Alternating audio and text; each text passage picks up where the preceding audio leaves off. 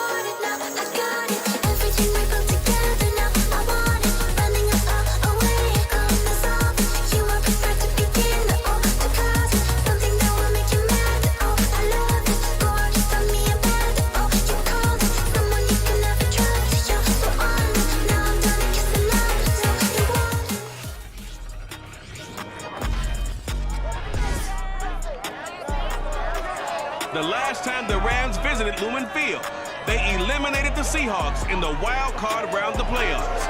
LA now returns to Seattle to kick off Week 5 on Thursday night.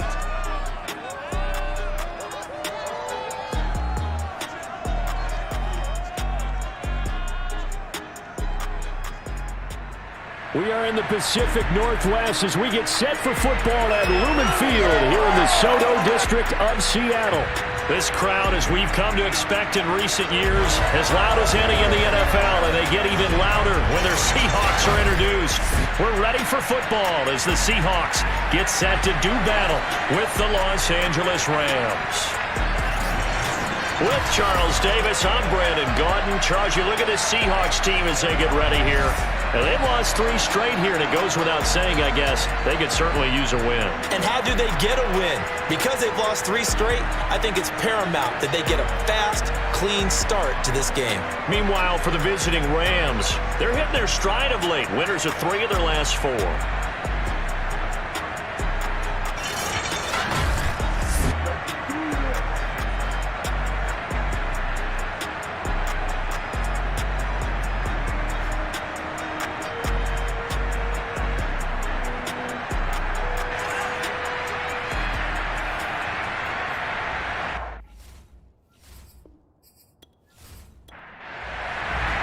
The first quarter of the season already in the rearview mirror, and off we go in Week 5 on EA Sports. This is DJ Reed returning.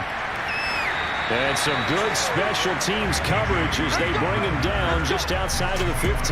Seattle's offense ready to go here for the first time, and leading them is the 7-time Pro Bowler in his 10th year now in the NFL, Russell Wilson. And it'll be interesting to see pretty early in this one exactly where his head is, because the best quarterbacks shake off performances like he had last week. Way too many interceptions, didn't throw a touchdown pass, team lost the game. Let's see if he can bounce back and get things going in the right direction. And we tried to forget those 3 picks, as you noted. And let me tell you, that wasn't as easy as it looked. Dancing away and moving forward for 6 yards. A look at the numbers from Penny last week.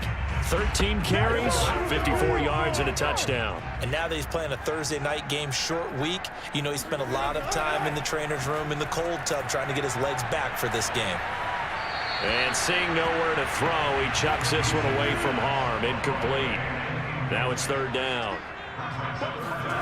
Wilson. And that's going to be caught. It's James Prochet. And he is going to have a Seahawks first down as they're able to get the third down conversion. The drive stays intact with a pickup of 13.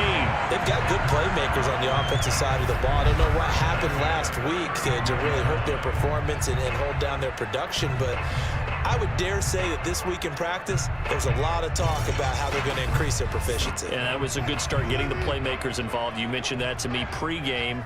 That's what they did there. Yeah, I think a lot of people think the coaching staff really gets on them, and that's how they motivate them. Most of these guys are self-motivated. They have a lot of pride in their performance. And this is dropped. Oh, boy. A chance for a big play early, but he could not secure it.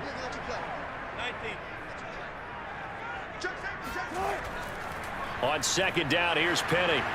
And he will lose yardage back to the 34-yard line. It'll go as a loss of a yard, so now they deal with 3rd and 11. This defense is a difficult one to prepare for, one of the best in the league.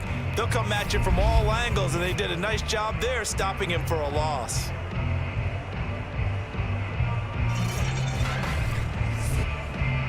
The Rams go nickel here defensively on 3rd. Now it's Wilson. Oh, he tries to force it in, and it's intercepted. Picked up by Jalen Ramsey. And he will bring it back. It's an interception return for a Rams touchdown. It was 3rd down defensively. They were just hoping to make a play and get off the field, get their offense on. Instead, they did one better. Pick it off, take it into the end zone. Well, they did what you said. They got off the field. They're going to have to come right back on. They're going to come right back on, but happily, right? They put the ball in the end zone. That's the way you start a game. That's the way you set the tone.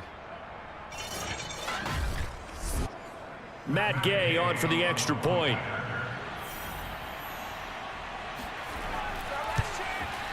It's up, it's good, and the Rams take a 7-0 lead. So the defense creating some points, not only getting the interception, but then returning it to the end zone for the pick six. So they throw the pick six. They'll get another shot at it now as this one's in the air. Here's Reed. And he returns this to the 22. Here we go, here we go, here we go.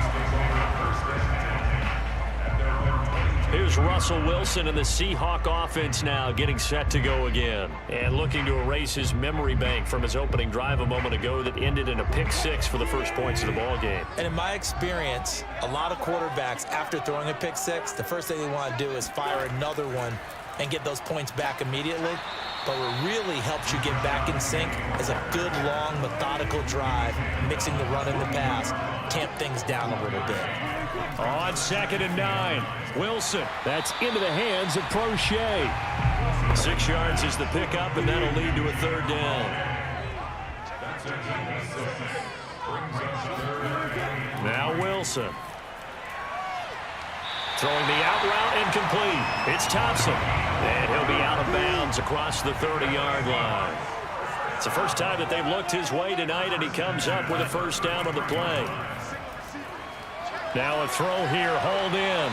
This will be stopped about 2 yards shy of the marker. 8-yard gain, 2nd and 2.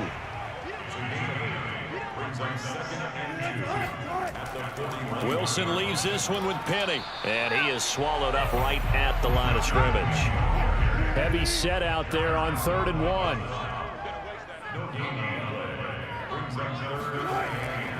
They'll try and run for it with Penny. He's not going to get there. That won't even be close. It was blown up in the backfield. That'll bring up 4th. They had the 8-yard gain on 1st down, but unable to do much from there. Just a simple run play there on 3rd and 1, but this D was up to the challenge and stopped them, bringing up 4th down.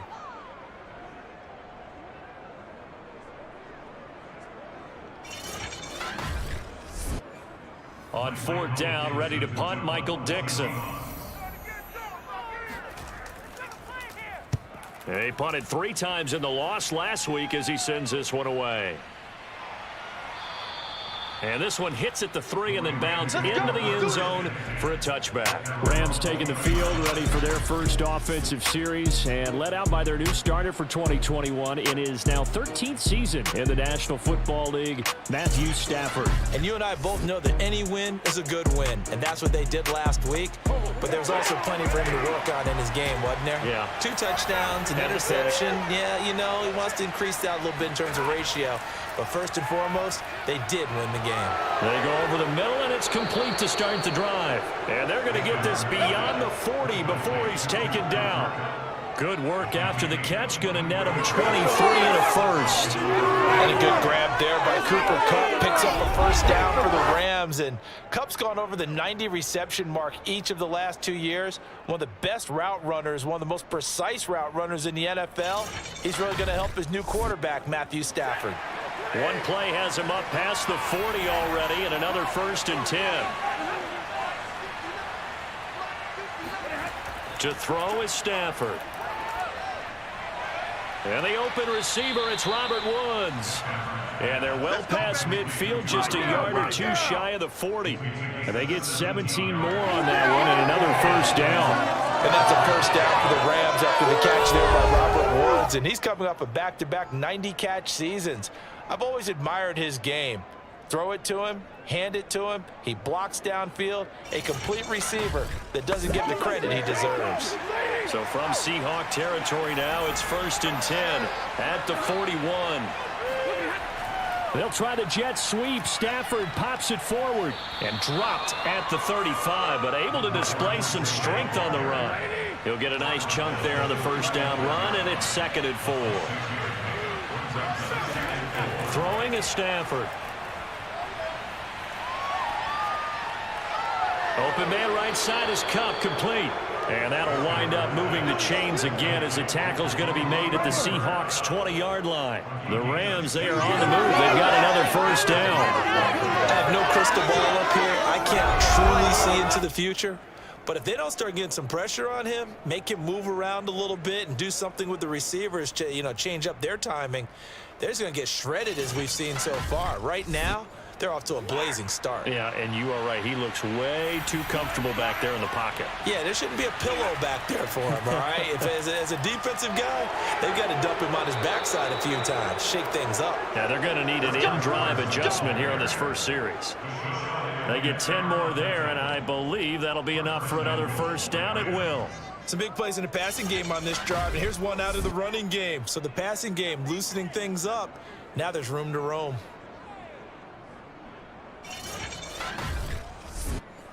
Hey, give me radar.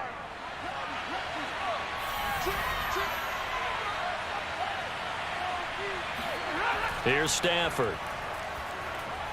And he'll find Henderson there. It's complete. And the stiff arm made it a pretty little run. Not a huge gain, but a nice chunk of yardage.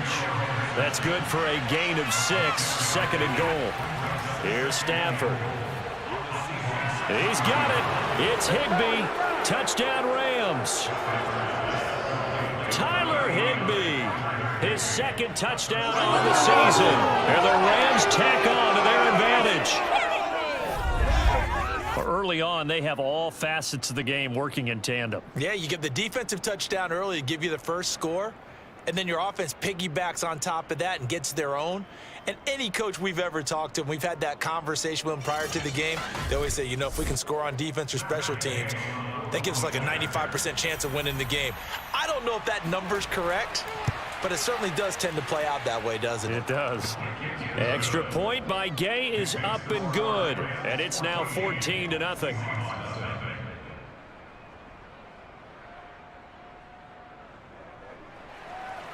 The Rams kickoff team on the field, and here we go with the ball in the air. Here's Reed returning. And good coverage there on special teams as they'll get him down shy of the 20. And we will get another look at Seattle's offense. They are currently mired in a losing streak. Now they get the short week for the Thursday night game. Do you see that as a potential positive, or is this just more in what has been really a string of bad luck for them? Well, to me, it comes down to leadership, and leadership's got to spin it into a positive and make it an advantage for them. Yes, we're in a losing streak. Yes, no one thinks we can win, but we have the resources we need right here in this room. Let's go ahead and play better. Let's hang together and shock the world a little bit. Put it all together. They've got a chance of coming out with a W. So the PI decline, and that'll give them a fresh set of downs. And when you scout tight ends, one thing you want to know, just how strong they are. And we saw it in evidence there. He was able to fight through all the contact and still secure the football. On the stop was Aaron Donald. This defense for the Rams, they were excellent a week ago in the victory over Arizona. I have to admit, I was extremely impressed by what I saw on tape because they stayed in the face of the quarterback the entire game, ended up getting 4 sacks total, and made it difficult for him to step up and find receivers downfield. Also made it hard for him to escape the pocket and run.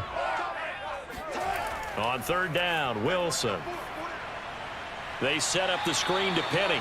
And he'll be brought down at the 34, well short of the first down marker. They'll get only a yard out of that, and it'll bring up fourth down.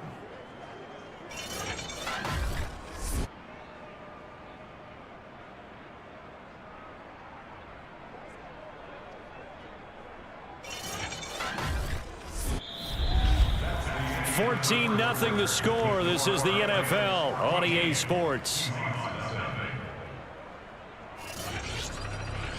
Second quarter now from Seattle, and it is the Seahawks with the football here.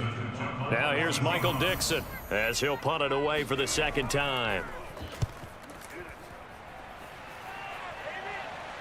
Fair catch called for and made right at the 25-yard line. 37 yards on the punt with no return. And the Rams will go on offense here with a 1st and 10. So the Rams coming back onto the field, their second drive of the game. As mentioned, this one of the hottest teams in the NFL, riding that winning streak into this one, but now playing here on Thursday night. Do you think that this helps or hurts their momentum? Well, ordinarily, I'd say it hurts the momentum because now you get that short week. But when a team's playing as well as they are, it actually allows them to down focus and only worry about themselves and less about their opponent. So when you're playing well, you just worry about the things you're doing well and let the opponent deal with that.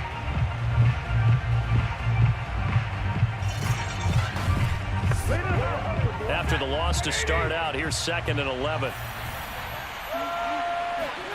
Now it's Stafford. This one to the left to Higbee. 8 yards on the completion, but now they face third down.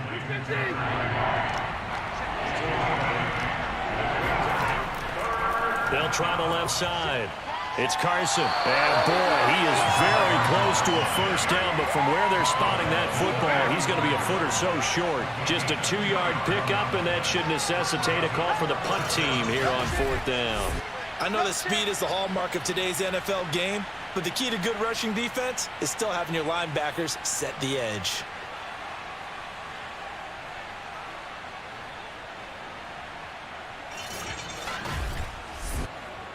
So on 4th down, here's Johnny Hecker to punt it away. He punted 5 times in the win last week as this one's away. And did they keep it in? They did. They kept it in. It's down close to the goal line at the 1-yard line. You rarely call your punter a weapon, but he certainly was there. How about that? Pinning him down at the 1-yard line and helping out the defense in a big way. I'm telling you what, if I'm a defensive coordinator, I might be thinking safety right now. Here's the Seattle offense ready to get this drive underway. And following that punt, which turned out as well as it possibly could have, this offense has 99 yards to go to the other end zone. And the defense is frothing at the mouth with a chance to get points themselves. If they tackle a runner in the end zone, safety. And if there's a holding call in the end zone, that's also a safety as well. So either way you decide to go on offense, you've got to be careful. Partner, I think that play echoed a short yardage run. I know they're backed against their own goal line, but when they stack the defensive line like that, If you find any type of a crease, you're up to the third level before you know it. So still backed up, but the situation not as dire now. 1st and 10 at the 14.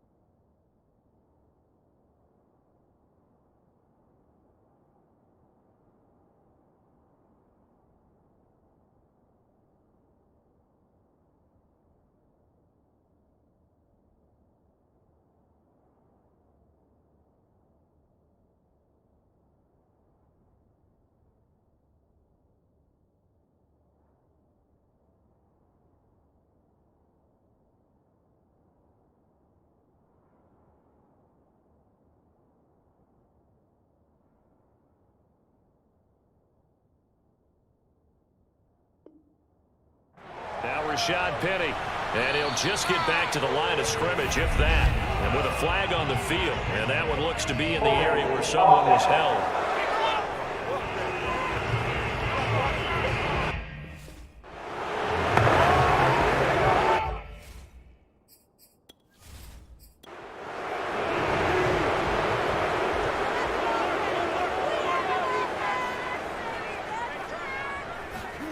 Throwing is Wilson. He'll spot Eskridge open left side. That's a gain of 11. Would have been a first down if not for that penalty moments ago. Now it's Penny running right. It's a 5-yard gain, but they'll still be a yard short here with 3rd down now looming.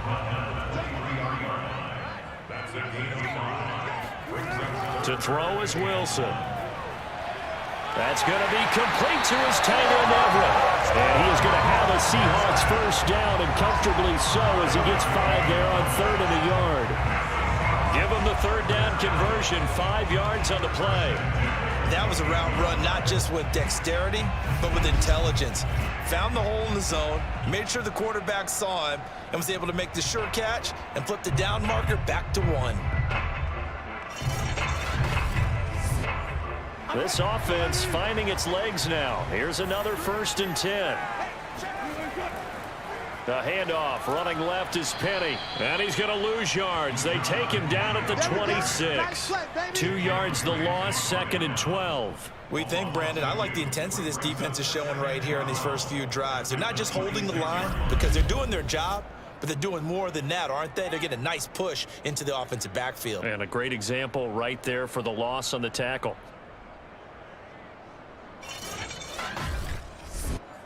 So the first down run lost a couple. Now they come up 2nd and 12. Here's Wilson. That's to the tight end, Colby Parkinson. They'll get 9 there as that sets them up better for 3rd down. Now it's Wilson. That's going to be caught by Nick Ballore. And he is going to have a Seahawks first down as this defense unable to hold. It's a 7-yard gain there on 3rd and 2. Well, this has certainly been a nice drive with the way they've spread the football around. Here, they even get the fullback involved in the passing game. That's got to cause a lot of consternation on the defensive side. You've got to cover him, too. That makes things really difficult.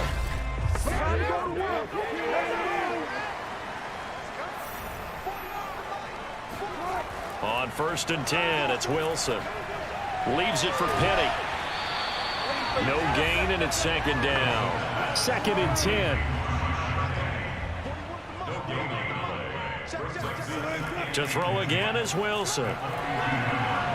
Flush to his right. And he slides and covers up at the end as he's going to be able to pick up decent yardage. Give him 7 there on the tuck and run, and they're in better shape now for 3rd. They'll try the right side here with Penny. And he won't be close to a first down as he runs into a wall right around the line of scrimmage. No gain there on the play, and that's going to leave him with a 4th down. We talk about defenders, specifically linebackers, keeping their eyes in the right spot. He had that eye down the entire time. And you know that's not easily done because they throw a lot of misdirection at you. They try and fool you and get your eyes in the wrong place. But you're right about that one. He correctly figured that one out and made a really nice play. Now here's Michael Dixon. He'll boot it away from about his 35. He's been a busy man here in this first half as he gets it away. That'll go as a punt of 34 yards that time. And the offense will take over with a new set of downs. Here's the Los Angeles offense as they get set to take possession. It's been a good first half so far. They're up 14-0. Points here, they could really put them in command before intermission. Yeah, and it's all well and good what they're seeing and how they're feeling right now. But this is the NFL. How many times have we watched 14-0 leads evaporate and quickly? So how have we seen them combat it? Continue to run your offense, but don't back off at all. Don't start looking at the clock. Don't start thinking about, hey, just take care of the football. Keep attacking. Usually the best way to maintain control. Now the pressure comes and he goes down. Just inside the 10, back at the 9. That's a step in the right direction defensively here because you're facing this sizable deficit. They're going to need more plays like that. A good sack, though. Good effort there. And what you're hoping is, as you said, a step in the right direction, and that means it's something to build on. So you get the first one, and hopefully that can ignite them, and now they can make a few more plays and get back into this game. After the sack, they'll come up now 3rd and long. Yeah, I wouldn't be surprised to see them run the ball here just to try and get some space. Well, that'll be caught by Kump. And right around the 20, he'll head out of bounds. Personal foul, roughing the passer, defense. Ouch, you thought you had the defensive stand. Roughing the passer wipes it out. What does every defense talk about? 3 and out, right? Thought they were able to get off the field. Not so. Ball up to the 35 now as they come up on 1st and 10. A shotgun snap for Stafford. Looking left sideline, but it's incomplete. Here's 2nd and 10.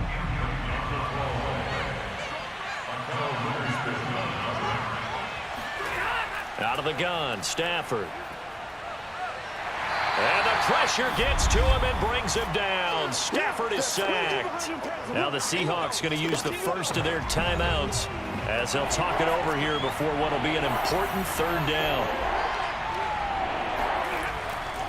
Now a give right side. Carson. And he'll wind up losing yardage here back at the 21-yard line. Now the Seahawks call the 2nd of their 3 timeouts as they'll head to the sideline and talk over what to do next. On is the punter Hecker as he gets this one away. A beautiful fake. That'll be a 49-yard punt, 6 yards there on the return. And it'll be Seahawk football 1st and 10. The Seahawks again now ready to take over on offense. And right now these guys, they're shuffling a little bit, maybe doubting because 3 straight drives have ended with them punting the football away. Yeah, so you start pointing fingers at each other a little bit, asking a lot of questions. What are you seeing? What are you getting? Maybe trying to narrow down your playbook a little bit and maybe get simpler rather than more complex in order to try and fashion together a drive. Nothing on that one. It'll be 2nd down. That's a nice job defensively to make sure everyone was accounted for because ordinarily you pick up the guys downfield and sometimes you forget about the running back. In this case, they did not and dropped him for no gain. Oh, he dropped it. They were looking for him in the middle 3rd. He couldn't catch it. Now 3rd down. Here's Wilson. A bullet throw, but incomplete. The passing game not in sync here early, and now it's 4th down.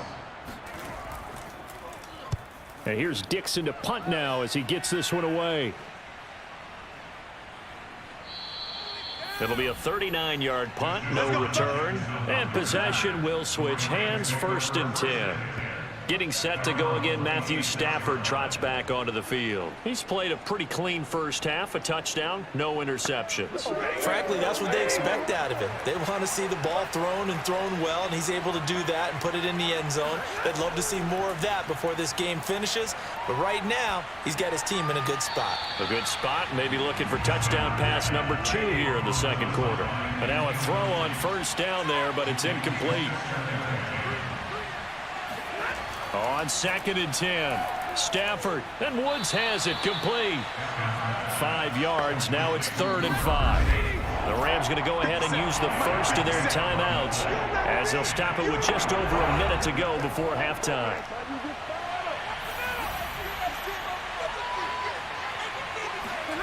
From the gun on 3rd down, Stafford.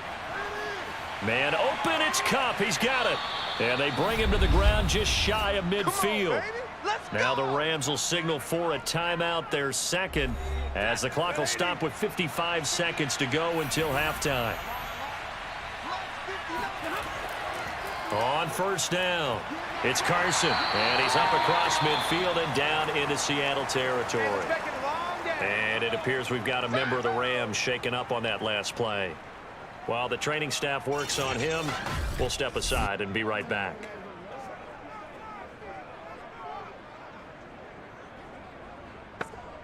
Second and 8.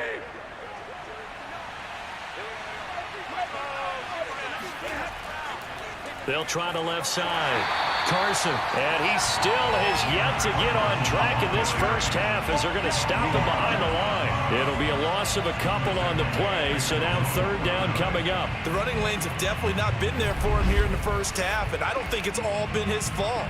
His offensive line hasn't given him much space. A loss results there.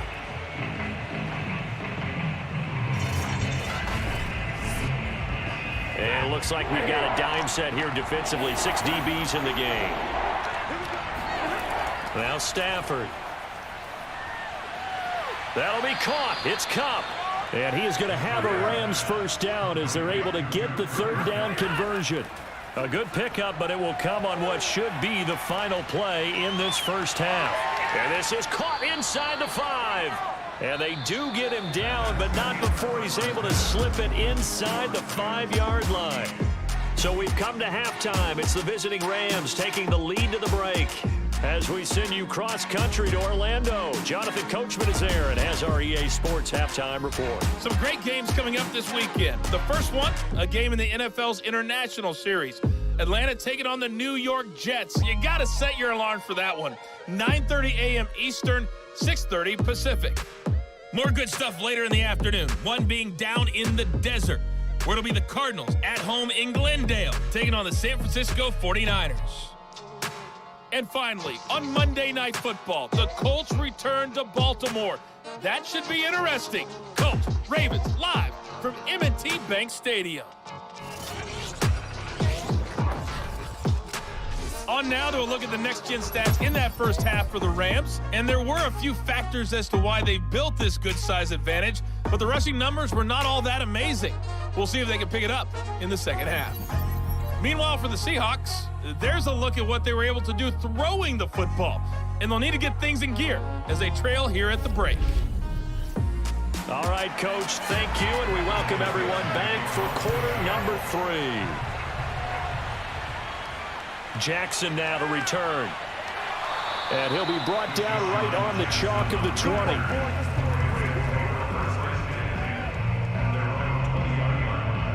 So here are the Rams to take over. They're on a 3-game winning streak, and right now looking good in this one as well.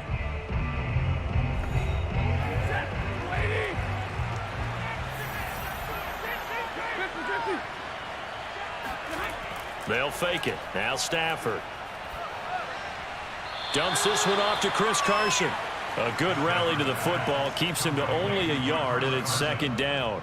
Caught that look from you there, partner. I think we're on the same page on that one. Just his first catch. I think we both thought he'd be a little more active in the passing game. Let's see if that's the start of them trying to get the ball to him a little bit more here in the second half. 2nd and 9 now from the 21. Now a toss play. It's Carson. Shoves him aside. Oh, again. And he's taken down, but able to slip across the 35. A good pickup, 17 yards, and also a Rams first down. Running lanes were at a premium in the first half, but he's able to find some room there, and he's hoping that that's a precursor of a big second half.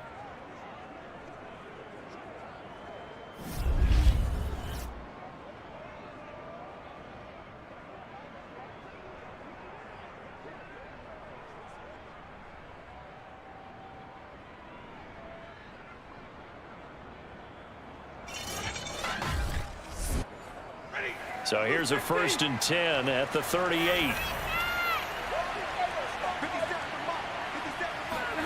Back to throw, Stafford. That's caught left side. It's Higbee, the tight end.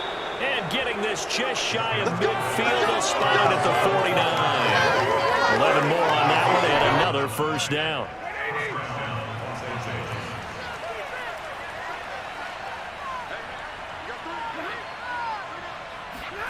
They'll try the jet sweep. Stafford pops it forward. And he is across midfield from 149 to the other 49. A gain of just 2. From just shy of midfield. Stafford over the middle, complete. That's Woods. And that'll wind up moving the chains again as the tackle is going to be made at the Seahawks' 29-yard line. That catch, by the way, number 542 in his NFL career. That draws him level with Lance Allworth, who was a Hall of Famer with the Chargers back in the 60s and 70s. Yeah, the man they called Bambi. So if you're in that type of territory, catch the same number of passes he caught, you know you're on your way to a big-time career. And just think, he's not through yet.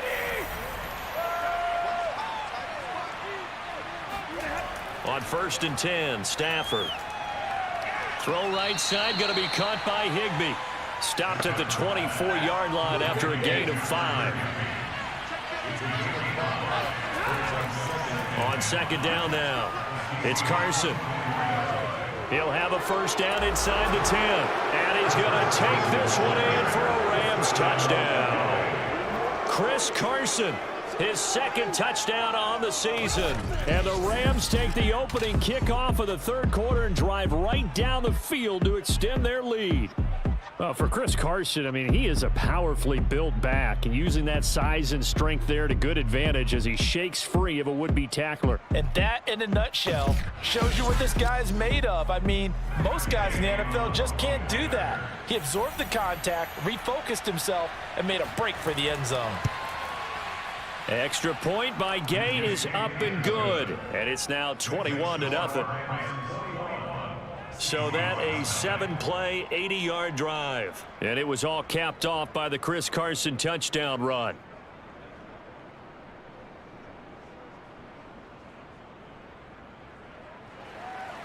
The Rams kickoff team on the field, and here we go with the ball in the air. No run back here for Reed, so this will come out to the 25. Now we'll see what this Seahawks offense has in store with their first possession of the second half. These guys had to punt their last possession, and that's become too familiar of a refrain. Too many of these drives just wound up going nowhere. But you know how in baseball, when the pitcher gets a base hit and he's on base, they bring his jacket out to him to keep him warm? A lot of times the punter goes to the sideline, puts on sweatpants or a wrap over his leg to keep it warm. He might need a massage from the trainer right now from all the work he's getting. Give him 9 on the carry that time, and they're set up with a 2nd and 1. They'll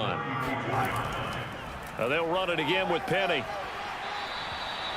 7 yards there and a first down.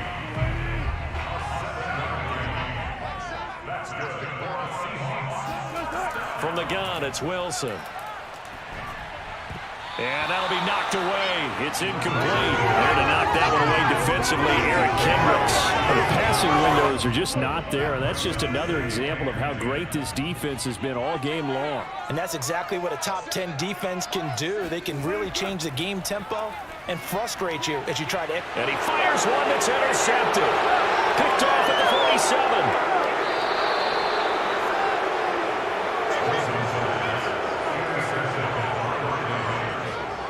And right about now, you start to think, and maybe they're starting to think, gosh, maybe points aren't going to happen for us in this game. Well, it's a thought that is worth having because so far in this game, This defense has not just had the upper hand. They've appeared to be a step ahead, maybe even 2 steps, to everything they've done. They've had an answer for everything this offense has thrown out. The offense for Los Angeles returns to the field, and they had the touchdown during the last drive, and I'm guessing that you like the balance they had on that last drive. And I loved it. Again, liking it. Absolutely love what they were doing, because to be ahead of a defense that much, where every play call you have, run or pass, is working pretty well for you. Makes you look like a genius. It really does. Also let you know that your preparation was pretty good, and now the defense has to do all the adjusting. Officially no gain on the play, and it's 2nd down. Stafford now to throw.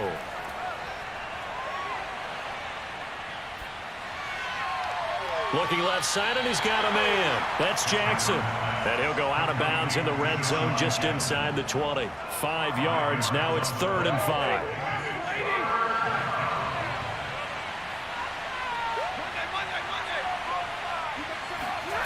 They'll fake the give. Now Stafford. And this is going to be incomplete. They certainly had good starting field position on that drive, but couldn't do anything with it after 3 plays. Have to admit that that's a disappointing end to excellent field position. When that drive started, they had 6 points that they were thinking about.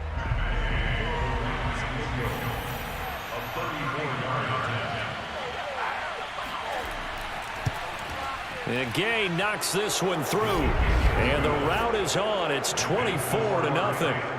So little by little, the better of these two sides starting to become more and more apparent. 3 points is not a knockout blow in the 3rd quarter, but when the other guys haven't shown they can do anything, they don't have any points, this is looking pretty good. Maybe not a knockout blow, but a good stiff jab, that's for sure. Well, let's gaze our attention as the offense takes the field on Rashad Penny. And as the numbers show, he really wasn't in the mix at the beginning, but they've got him in the rotation now, and it's proved a good move. And that's what happens when you're a good player. There's a lot more attention drawn to you, and it's obvious that they had him in their game plan on defense, not letting him get off to a good start, but he's found a way so far here in the 2nd half. A throw left side to start out. That's complete. And he takes us beyond the 35 before going out of bounds. A gain of 11 to kick off the drive, and it's a quick 1st down. Throwing is Wilson. He's going to float this one deep right side. And it's knocked away and incomplete. Dwayne Eskridge, the intended receiver, but it'll be 2nd down.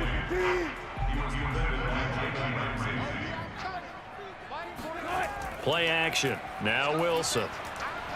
He's going to go up top again. And he is in for the Seattle touchdown. Dwayne Eskridge, his 2nd touchdown on the season. And the Seahawks are able to cut into that deficit. You normally talk about the mobility and the accuracy first, but the arm strength, that's what can turn Russ into Danger Russ. And I'm telling you, nothing will let up a crowd more than a play like that. Here in the stadium, all eyes were on the receiver streaking downfield, and you know everyone was thinking, throw it, he's open. What a connection there for the touchdown.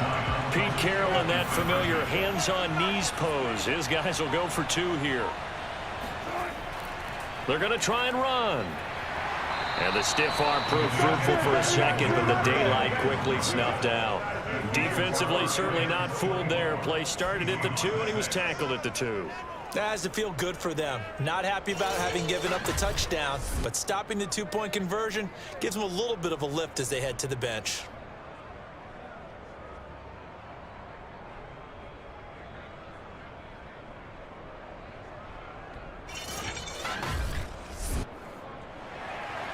The kick unit for the Seahawks out there on the field, and we are ready to rock. Jackson now to return. And beyond the 20, but not by much. In fact, just a yard pass there to the 21. The LA offense ready for this next possession. And they're not going to play this conservative, I don't think. They had the field goal last time, and they're up, but they're looking to put a drive in the end zone. Oh, I agree with you totally. No one goes out on the field and says, all right, let's just settle for 3, except in certain situations, trying to ice a game, that sort of deal. Most of the time, it's end zone, and that's what you're thinking, and I believe that's exactly what they're thinking as they begin this one. Yeah, no quarterback ever goes out there saying, hey, let's get 3, right? Not one that I've ever met.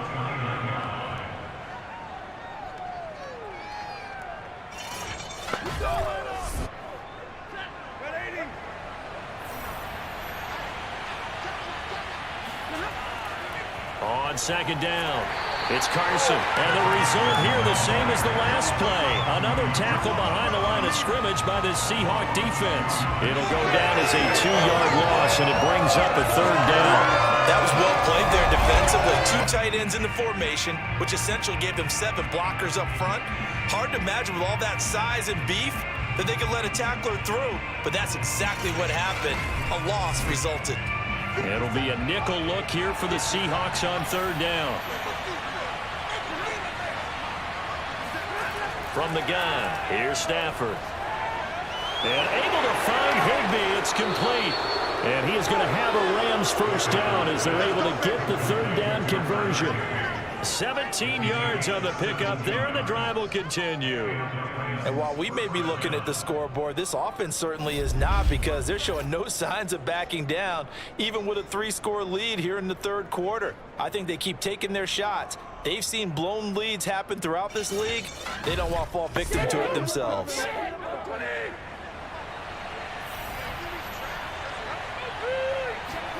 Now a 1st down throw. Stafford. That's complete to his tight end, Higbee. 7 yards the pickup there. Working with a 2nd and 3. They run it with Carson. And they'll get this just to the 47. 1-yard gain.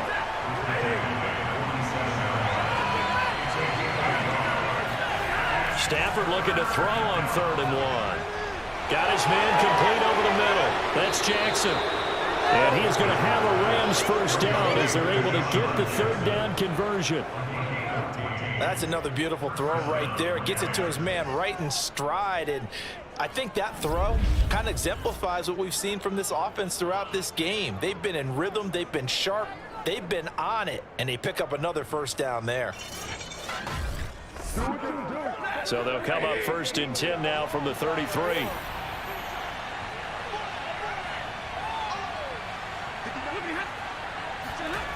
Going to run the sweep here. This is Kupp. 3 yards on the pickup there, and it'll be 2nd down.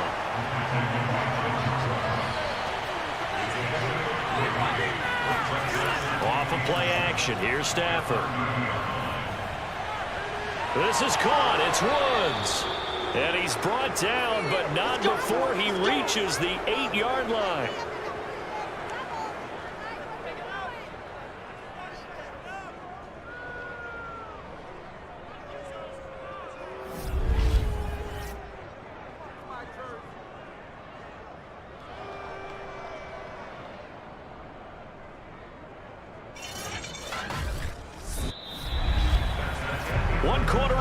Here in this Thursday night matchup. We'll return with more after this break. You're watching the NFL on EA Sports. Back now in Seattle, Washington. It's the Rams out in front here. They've got control of the football as well as we get set for the 4th quarter. Now a throw to the end zone on 1st down, but it winds up incomplete. So an incomplete pass a moment ago, and that leads to 2nd and goal. Stafford. And they're not able to hook up there. Incomplete. 2 incompletions haven't moved him any closer. And likely throwing again, you'd have to think on 3rd and goal here. And this is caught. He's got it. Touchdown, LA.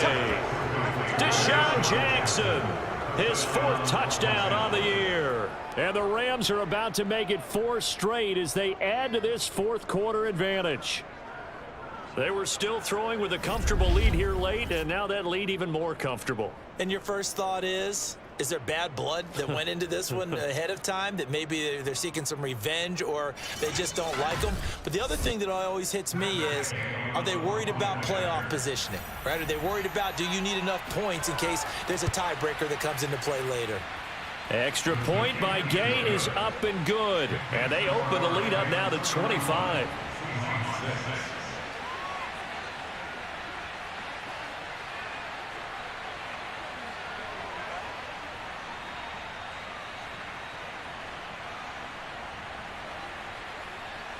The Rams kickoff team on the field, and here we go with the ball in the air. Here's Reed. And not much happening on the return as he'll get this to about the 23.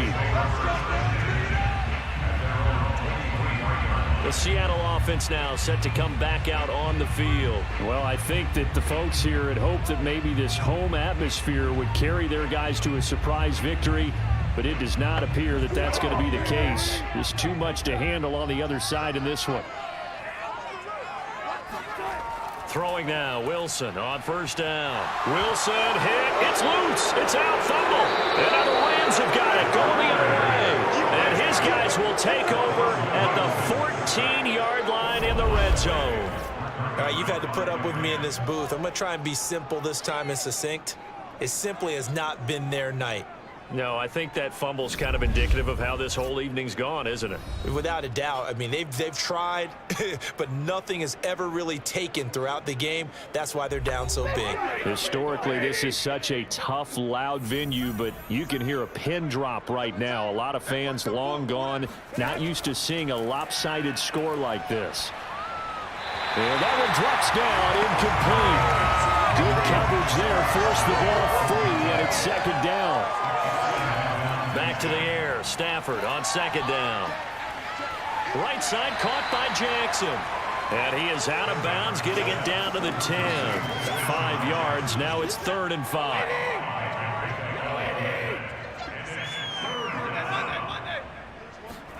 To throw is Stafford. He'll check that down to Carson. They'll get only a yard out of that, and it'll bring up 4th down. We can make this one pretty simple. Locked up all of his progressions downfield, forced to get it to his running back. But how about the way they ran to the football and knocked him down to force a 4th down?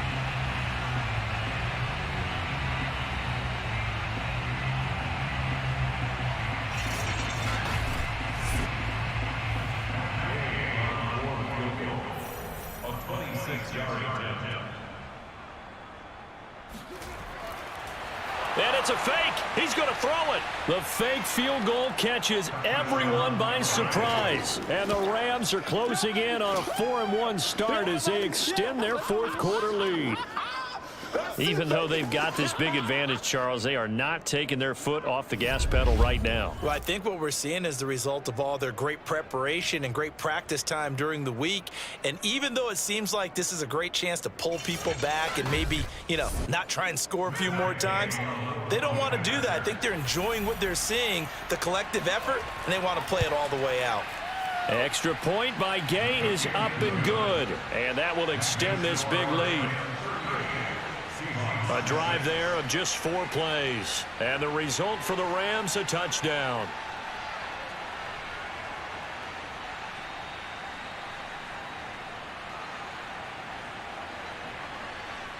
The Rams kickoff team on the field, and here we go with the ball in the air. Here's Reed returning.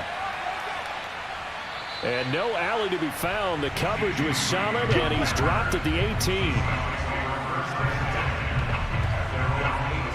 Tampa Bay offense set to go again. We certainly had a sense coming in here that these guys were in for a tough one on the road. That has been how this ball game has played out. They trail big as we continue on now here in this 4th quarter. Now Wilson on first down. That one tipped, and it's incomplete. Good hands there defensively, and it's second down. At this point in the game, they've got to continue to try anything they can. They're still working at it, even though this one feels like a lost cause. To throw once more on 2nd and 10. Wilson. Out left, he's got it to Everett. And able to get this across the 20 before going out of bounds. 5 yards, now it's 3rd and 5. Here's Wilson. And the throw there going to be incomplete. And they're indeed going to go for it here on 4th down. So trailing here in the last quarter. Let's see how this plays out. Defensively, you look at the numbers. Another incomplete pass that we just saw, and they're under 200 yards passing for the game, so they've done their job on that side of the ball. Yeah, recently I was actually working a game where a quarterback had a streak of 5 straight games without a 200-yard game. And that was a big talk, both in his town and amongst his team. How do we get the passing game going? So big credit to them, holding them under 200 today. L.A. set to take over again on offense. Been a very strong performance for them, really, on both sides of the football. The turnover on downs, the most recent example, and now, obviously, they're in a great spot here. Yeah, if you're over on the bench right now, you're shaking hands with your teammate, you're hugging him, give him a little dap. Been a big, big performance for them. Now you just don't get careless. Take care of the ball on the way out. It's a 6-yard pickup, but it gets them to 2nd and 4. Stafford. That is caught inside the 5. And he's down inside the 5 at the 4 before he's out of bounds. His 5th catch tonight, and it's good for a 1st down. Well, partner, nothing but praise from me for this offense. They have been tremendous all night long. They knew what they had to do to unlock the defense. And let's face it, this has been a master. Pete Carroll none too pleased with that last call. He's going to throw out the challenge flag. Did he keep those feet in bounds? That's the question they've got to decide. And I got to say, watching it in real time, it was awfully close. Yeah, it certainly looked like a heck of a catch because he didn't appear to bobble it, which could complicate things. But even with the benefit of replay, that's pretty tight. Now here's the call. All day, baby. That's waiting. 57 the mic. 57 the mic. Silver.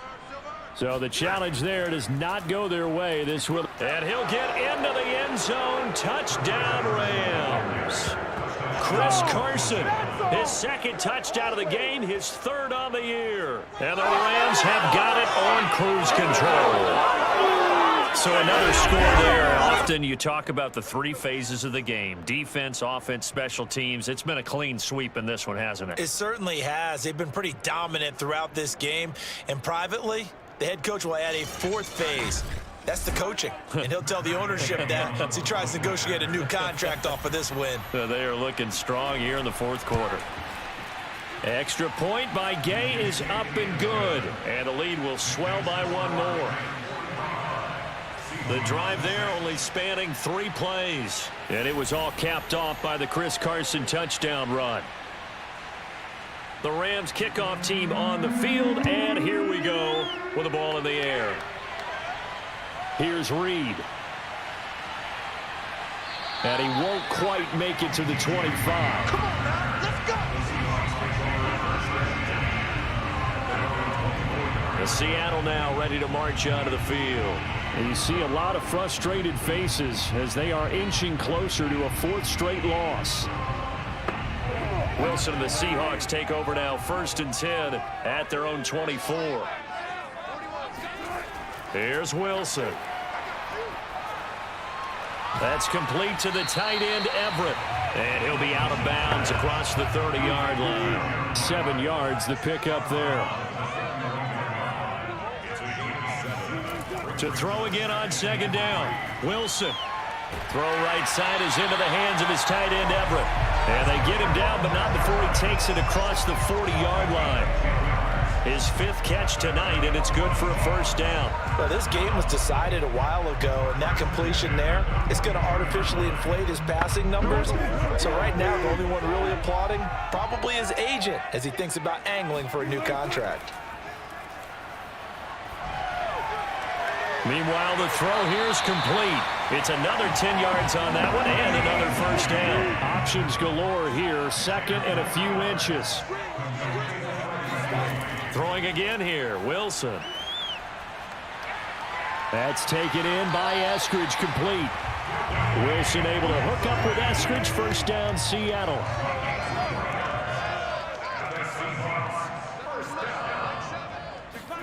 On 1st and 10, it's Wilson.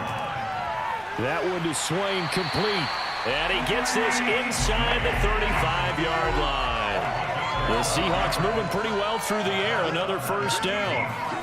To throw is Wilson. He'll find Ballore out of the backfield. And inside the 20 before he's brought down. 17 more yards on that one as they keep the drive rolling. Well, this game is certainly pretty well over. They go ahead and mark it in the win column. But as a defense, they don't want to get so soft now that everybody just throws the ball all over the place against them, gets big yardage, and puts points on the board. They have pride, too, on that side of the ball.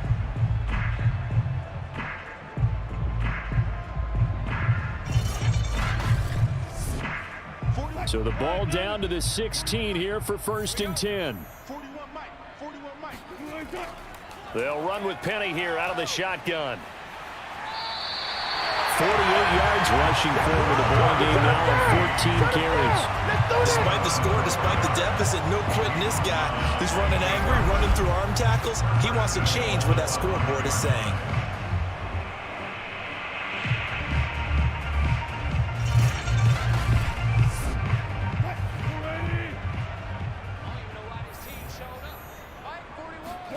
Now Wilson.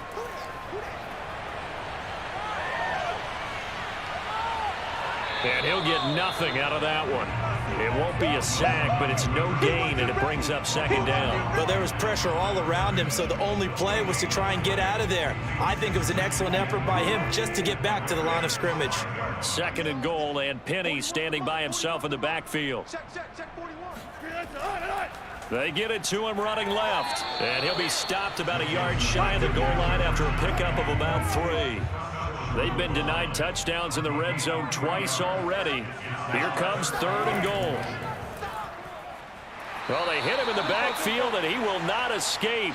And that is not going to get it done. I think this offense, specifically this running game, they're going to have to find a way to turn the page because they haven't found a way to run it effectively thus far, and it's cost them.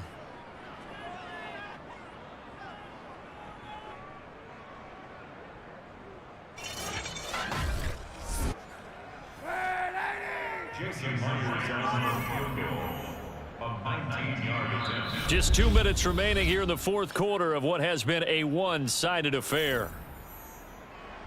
So it's Seahawk football as we march toward a conclusion. They're looking at a 4th and goal here as they search for a late score. And he's across for the touchdown. Too little, too late, but he does get in for 6. No wonder you're grinning. You just beat me in our fantasy league. Indeed I did, my good man.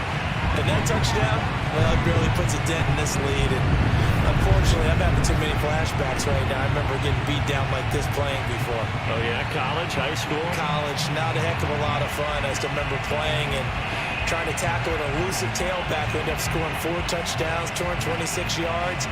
He scored so many times and had so many great runs, I knew every note to their school's fight song. Bet that ice bath felt extra cold afterwards, too. Oh, no, there was no ice bath. You're just trying to get out of there before the reporters got to you.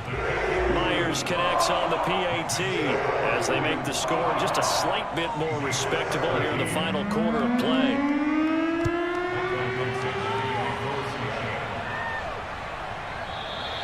And no effort to bring this one out. It's a touchback. The Rams ready to go on offense. And this one has gone pretty well to form. They've come in, had little problem thus far, and now they'll try to polish things off in the 4th.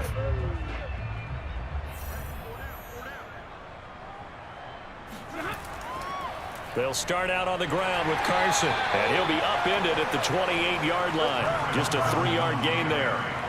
That's it. That's what you want. Straight ahead positive gain. Just keep that clock ticking.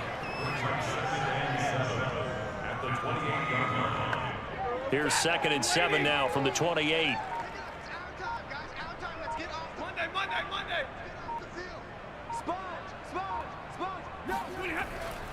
They stay on the ground. Again, it's Carson. A short gain here, maybe a yard to the 29.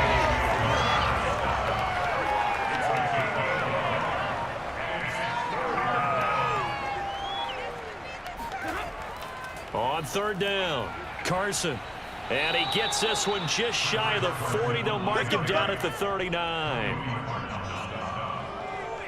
I definitely like the play call. You don't expect it on 3rd and 5, 3rd and 6, do you? You expect a pass play. Had a little courage there to call the run, and boy, they were successful.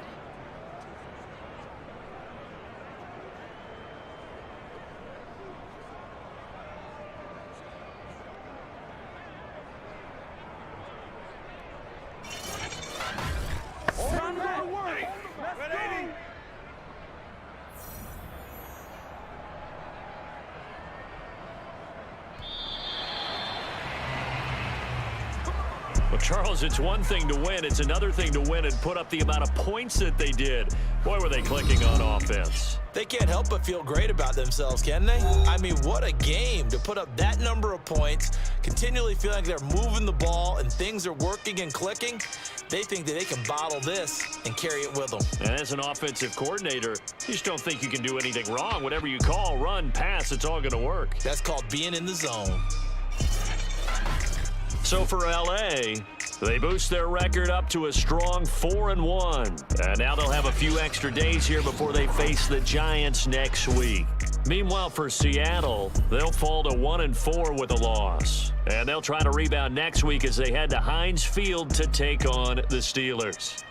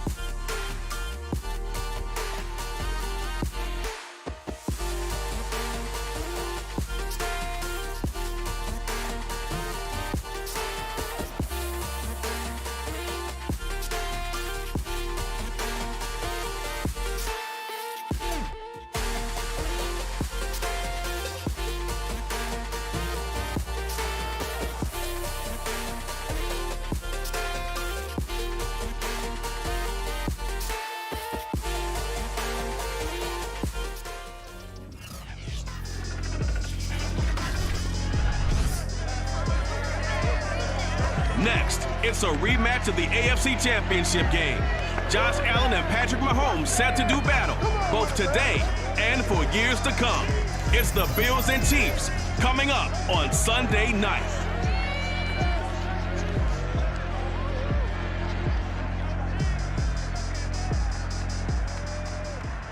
From one of the loudest venues in the NFL, there's a look at Arrowhead Stadium here in Kansas City.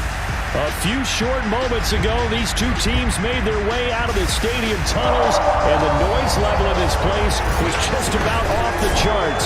They are set for football as the Chiefs get set to do battle with the Buffalo Bills. With Charles Davis, as always, I'm Brandon Gaudin. Charles, you talk about storylines in this one. I think it begins and ends with our two quarterbacks, certainly two of the best in the business. And nowadays, I don't think you can get by for long periods of time without a top-flight quarterback. The way the game is played, with all the responsibility he has and how the game flows through him, If he's not on the top of his game, your team's not going to benefit at all.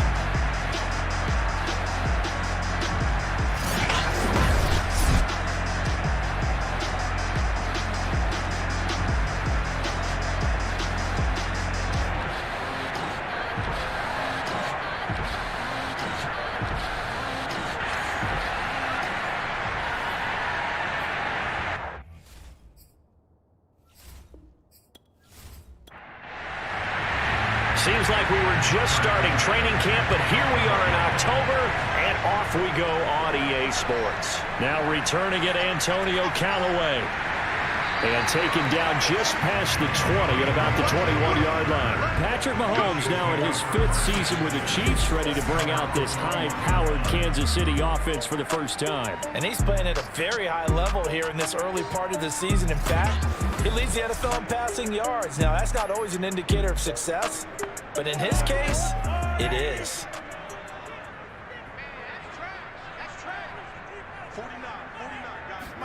They go play fake. Mahomes. Throw over the middle, caught by the tight end Gray. Give him 3 there on the first play of the game, and it's 2nd down. Defensively here, you're facing a top-5 team in terms of points scored in the NFL, so when they're that high-powered, you've got to find a way to hold them under 20, because to me, that's the magic number. 20-point score gives yourself you give yourself your best chance to win. So if they're up around 24, 28, 30, they could be in some trouble. Now, I think so, because then you turn it into a shootout, and that means your offense has to keep pace. Ball up to the 35 now as they come up on 1st and 10. On play action, it's Mahomes. Taking a deep shot here for Hardman. And he's got it. What a catch on the sideline. An excellent gain, 35 yards. All right, Charles, let me put you in the head of one of those defenders out there. You have a big play like that go against you so early. Does that shake your confidence?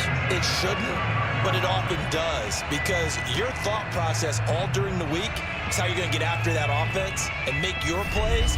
And when they make one against you, it makes you a little bit hesitant. Time to regroup.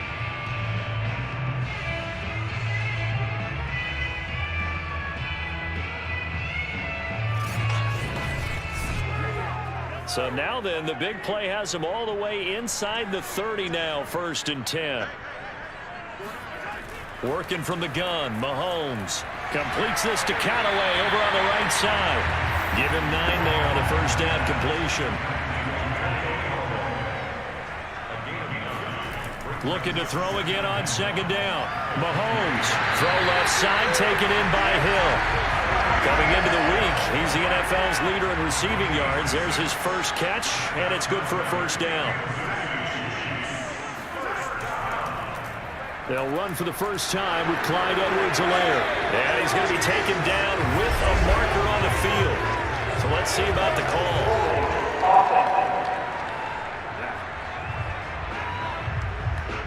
That's Laurent Duvernay-Tardif. Actually, correction, Dr. Laurent Duvernay-Tardif, MD, guilty there. And again, it's Mahomes. Throw right side, going to be caught by Hardman. Now, after the completion, we're going to get a timeout, an injured player. We'll step aside and get an update when we return to Arrowhead.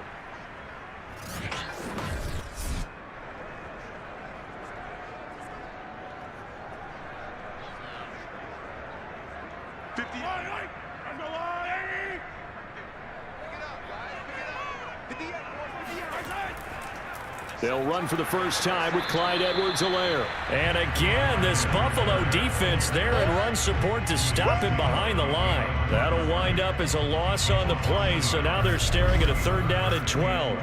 They went with the run-pass option, and I don't know if the option really mattered there because the defense was ready. So many times you put the defense at a disadvantage because you have those multiple options, but when they read their keys and play it correctly, sometimes the result goes in their favor. Throwing is Mahomes on 3rd. He's going to hit his man out of the backfield, complete. And they're able to corral him right around the 8, and that's short of the 1st down. That'll bring up 4th down. They wind up getting 8 yards, but they needed more than that. A good rookie season for Clyde Edwards-Helaire, but I do believe a lot of people thought that he would be more of a factor in the passing game for KC last year. Remember, he had 55 catches his final season at LSU, wound up with only 36 as a rookie with the Chiefs. I expect that number to only go up. Remember, he missed a few games down the stretch with injury. Butker's kick here is good. And the Chiefs are out to a 3-0 lead. But after marching down the field, only getting 3 there, kind of feels like a win for the defense. And it does. They'll go to the sideline feeling a lot better that they didn't give up a touchdown after the march against them. But if I were the offense, I wouldn't hang my head over that one. That's a good drive, and 3 points were put on the board. Stevenson elects not to return it. It's a touchback. So here come the Bills for their first go on offense, led by their Pro Bowl quarterback. Now in his 4th season, it's Josh Allen. I like this guy, and the reason I do, he tends to stay on an even keel. Doesn't let too much ruffle him. He will manage the game the way it needs to be managed, take what the defense gives him, and then he can strike at times. Had a touchdown pass. Yes, he had an interception last week, but he found a way for his team to win. On first down, Allen. That's caught by his tight end, Dawson Knox. And they get him down, but not before he takes it across the 40-yard line. That's a good way to start the drive. 17 yards and a first down. I like this young guy out of Ole Miss in his 3rd year with Buffalo. Prototypical size for a tight end, 6'4", 254. I thought 2020 would be a big year for him. I do think it will happen in 2021. One play has him up past the 40 already, and another 1st and 10. And he'll be brought down, losing yardage back at the 40. 2 yards the loss, 2nd and 12. It's probably a pretty good sign here on the opening drive of your guys from the secondary are coming up and spilling things in the backfield. How about the adrenaline and aggressiveness that led his eyes to the backfield to run up there and make that tackle, setting a tone early for his defense. Now they contend with a 2nd and 12 after the loss. Throwing now is Allen. Open man is Marquez Stevenson. And he'll be brought down with a first down as the tackle's made at the Chiefs' 42. 19 yards to pick up there. Move the chains. Oh, that was a nice job there. Quarterback and receiver reading the pressure that was brought. They both knew it was going to open up the middle of the field. Nice little shake and bake at the line of scrimmage. Got right into his route. And the quarterback hit him in stride, and he was able to run free after the catch. So now 1st and 10 in Chiefs territory at the 42-yard line. They'll run on first down with Moss. Not much there, maybe a couple as he's taken down at the 40. The last run got a couple. Here's 2nd and 8. Now Allen. Now this is intercepted. He was trying to get it to Davis. Picked by Kendall Fuller. And he's able to get it back to the 41-yard line. Certainly not his best throw that time, and not a good time to make it, Charles, when they were a nickel with 5 defensive backs on the field. And that's exactly why you have those 5 DBs out there. You want extra speed on the field, guys who have ball skills and understand what the passing game can do, and gives them a chance to react and make a play on the football, and they take one of those away. The Chiefs in good position to start out as they come up 1st and 10 at the 41-yard line. So after the INT, here's Mahomes. They'll set up the screen to Edwards-Helaire. And he'll be taken down at the 46-yard line.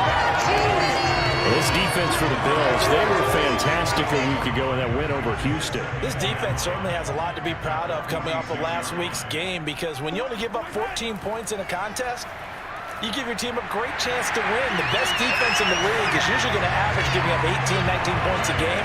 So to be under that, a terrific achievement. An 11-yard pickup, and it's enough for a Chiefs first down.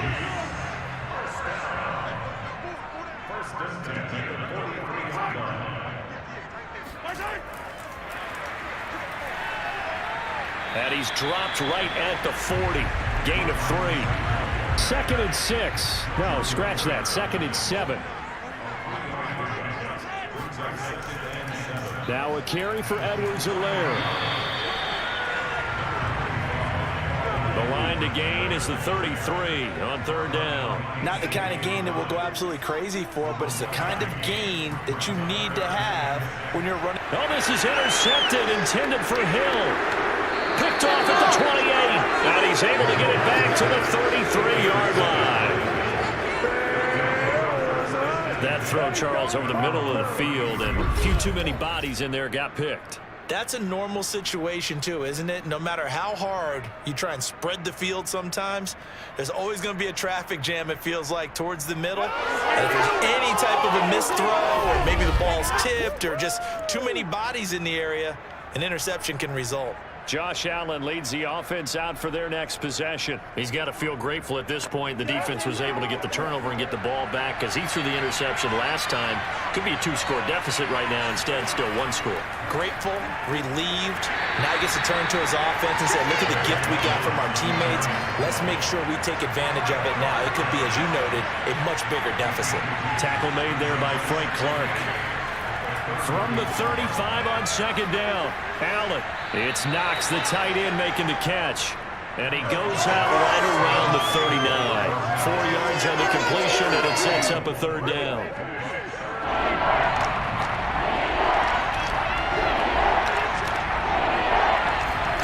To the air, Allen. They'll run the screen with Moss. And the broken tackle helps lead to a first down gain. They're able to convert with a gain of 4.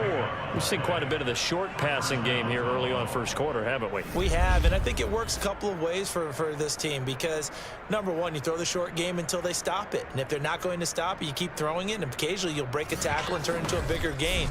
Also, if they start to creep up, start to pressure receivers, now you go over the top, take it deep, and now you get some of those big shots downfield. They'll run on first down. It's Moss. And he'll take this one up close to about the 45. He was brought down there by Will Parks. Typically, we think it's the strong safeties that are better tacklers, especially closer to the line of scrimmage amidst traffic. But in this case, how about the free safety coming up and making the big-time play? 3-0 after 1 on EA Sports. The Bills with the football as we start quarter number 2. As they've got a 2nd and 8 forthcoming. Working out of the shotgun. Here's Allen. Oh, Allen cannot get away, and down he goes. Credit the sack there to Chandler Jones. 2020 wasn't the year that Chandler Jones would normally have because of a biceps injury. Only 1 sack in the 5 games played. But he had 17 sacks in 2017, 19 in 2019. Let's play some numerology here. Can he have 21 in 2021? So after the sack, Allen and the Bills with work to do on 3rd and long. Now Allen. Oh, going for Sanders downfield. And unable to connect. Incomplete. I'll give them credit. They took their shot, but it's going to bring up 4th down. He was only asked to punt once in the victory last week as he sends this one away. And this returnable for Hill.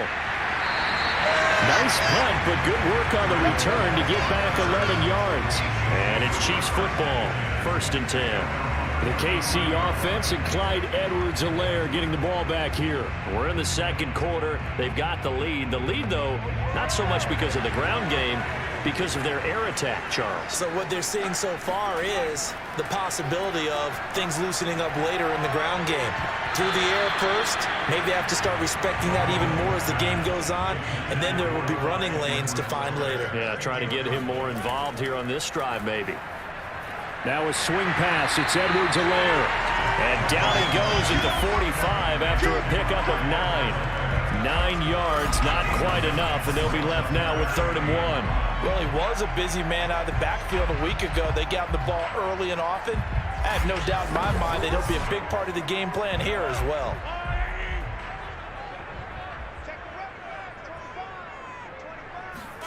Play action. Now it's Mahomes. And he's got a first down as he's up to the 48.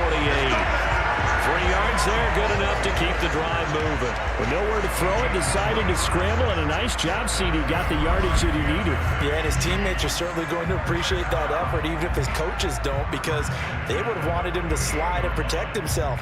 But he chose team gain over personal protection.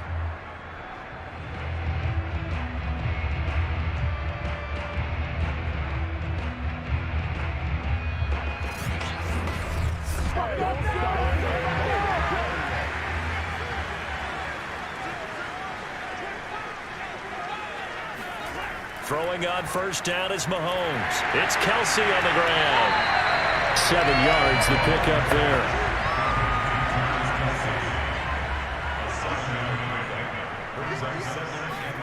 From the 45 on second down, Mahomes. Another pass into the reliable hands of Kelsey. And he's got a first down as a tackle made at the Bills' 27-yard line. 19 yards there on the catch and run. And these two continue to work so well together. Patrick Mahomes and Travis Kelsey. Maybe the best quarterback and tight end in the game today. 105 catches for Kelsey last year. Second among NFL tight ends. This offense finding its legs now. Here's another 1st and 10. Edwards-Helaire as they run out of the gun. And only a yard this time as he's taken down right around the 26. The run only got a yard. Here's 2nd and 9. Throwing now is Mahomes. Open man is Hill. He's got it. The Chiefs on 3rd down. Just 1 for 3 thus far. This is 3rd and 4. Here's Mahomes to throw. And that will be incomplete.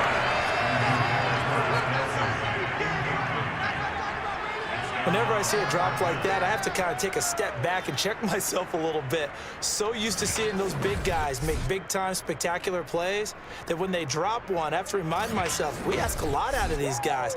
Block and catch the football, not easily done in today's NFL.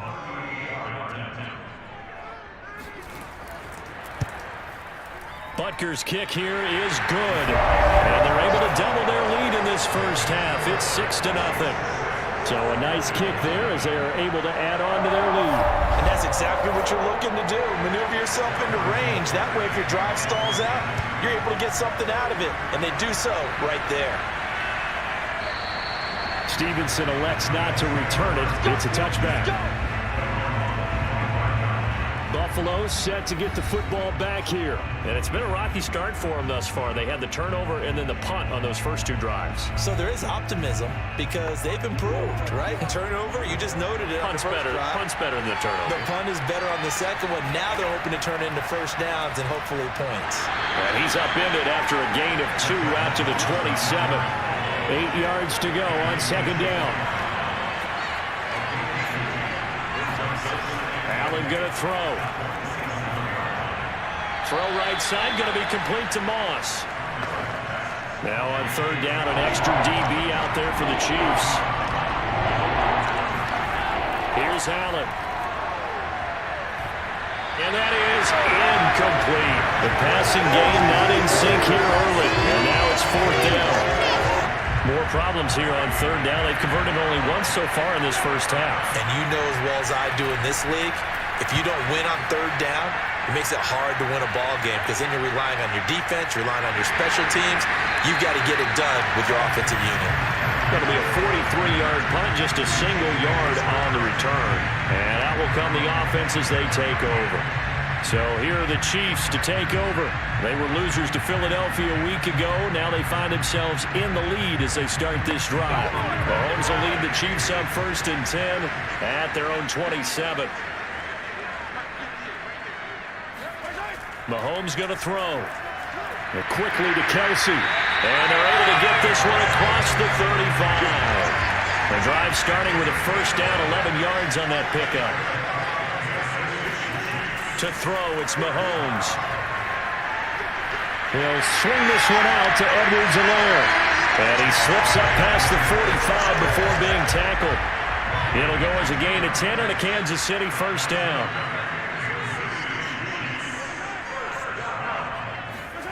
They go play fake. Mahomes.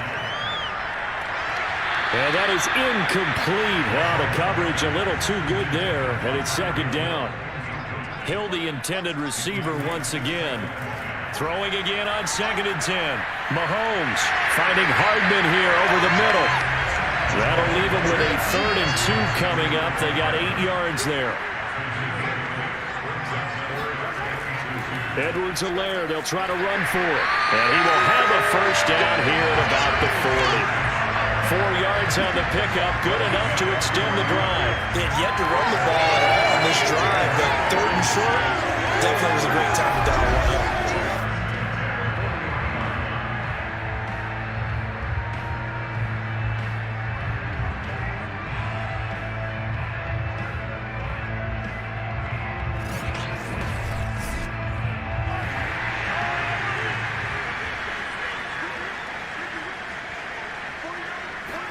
On play action, it's Mahomes. Catch is made by Hardman. And he'll go out of bounds inside the 15-yard line. That'll be marked as a 27-yard pickup. Never make the mistake that the slot receivers, especially the little guys like we're watching here, are just quicker than fast. A lot of them combine quickness and speed, and they catch a lot of footballs, as we just saw there.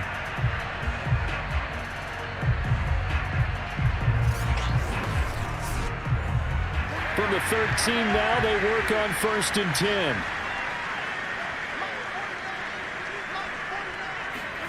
Operating from the red zone now, Mahomes. He'll drop that off to Edwards-Helaire. And he goes backwards here, losing yardage back to the 16. And despite the completion, they're going to wind up losing 3 there. 2nd down.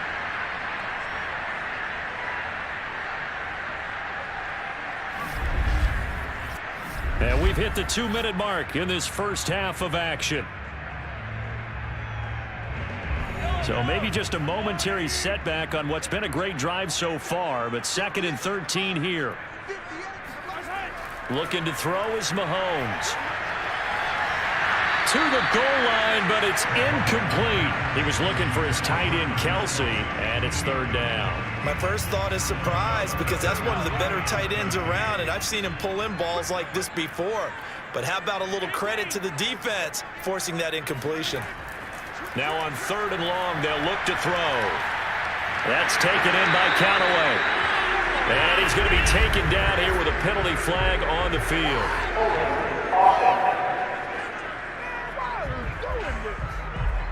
So instead of giving them another 3rd down, they'll decline it, brings up 4. Now that's smart football right there. You don't even have to really spend a lot of time considering it. Just know that you're probably going to get the ball back. Good job declining that penalty. So he's been a busy man here in this first half. That's 3 field goals for him now. And not just 3 field goals, but 3 for 3. So even though the offense has struggled a bit putting it in the end zone, they've still been able to come away with points due to his leg.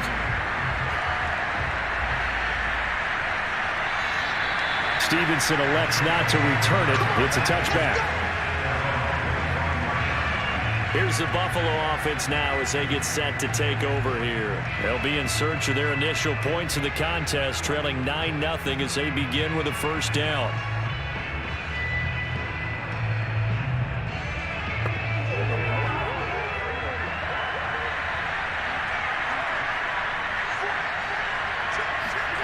To throw, it's Allen. Uncorks one for Davis, and that is incomplete. Took a shot there on 1st down, but he couldn't reel it in.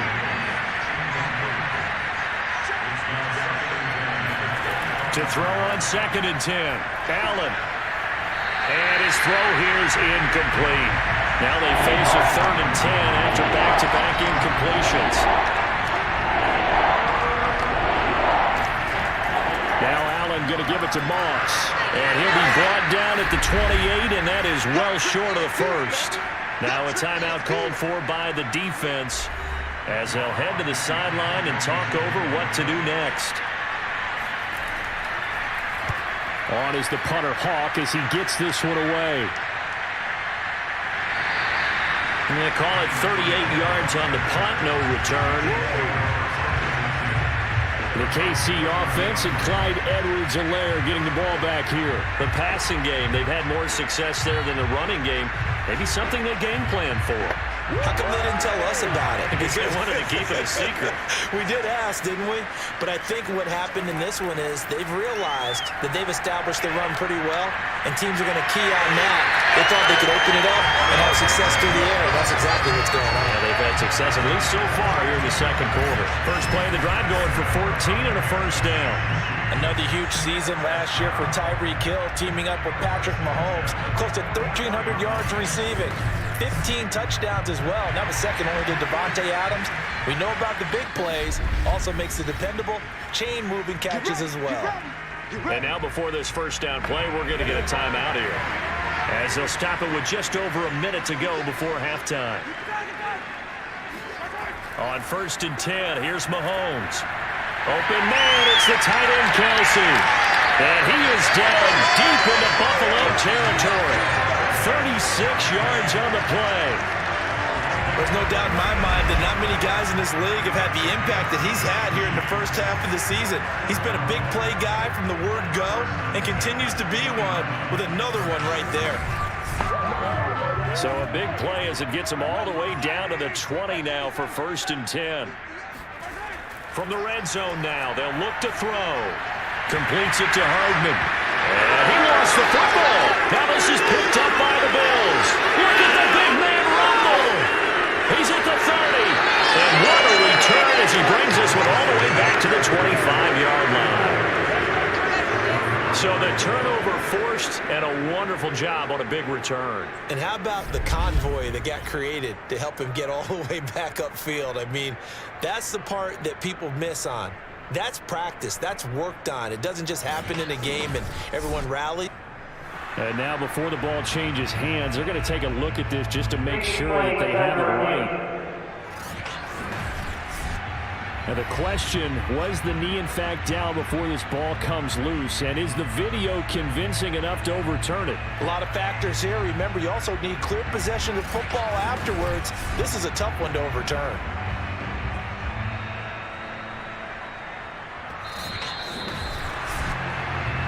That's our ball, baby. 58's Mike, 58's Mike. I'm coming. So that challenge, a successful one. The fumble on 1st down. Now here's 2nd down. Now after the fumble recovery, it's Mahomes. Caught, Kelsey, left side. And he takes it inside the 10 to the 8 before he's out of bounds. They call his number again. It's his 6th catch and a 1st down. Now here's Mahomes.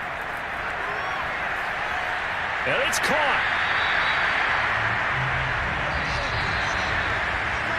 So we've come upon halftime here in KC with the Chiefs on top. As we send you down to Orlando, where Jonathan Coachman has our EA Sports Halftime Report. Coach. Okay, Brandon, thanks very much. Welcome in, everyone, to our EA Sports Halftime Report. Let's get you caught up on what's going on around the NFL.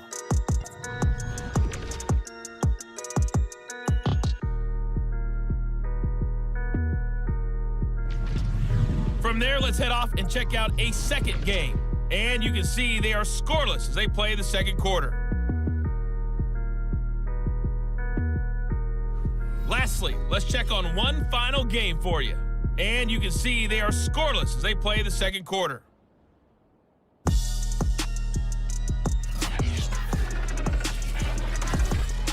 With that, let's take a look at the next-gen stats for Buffalo in that first half. And they did not do much at all in terms of throwing the football in those first 2 quarters. That's going to need to improve if they want to erase this deficit. Meanwhile, for the Chiefs, they were much more successful throwing the football than their counterparts, as you can see the numbers there. All right, Coach, thank you, and we welcome everyone back for quarter number 3. Ready for the start of the third quarter. The Chiefs have the lead and set to receive the football. And he'll get it up past the 20 to about the 22.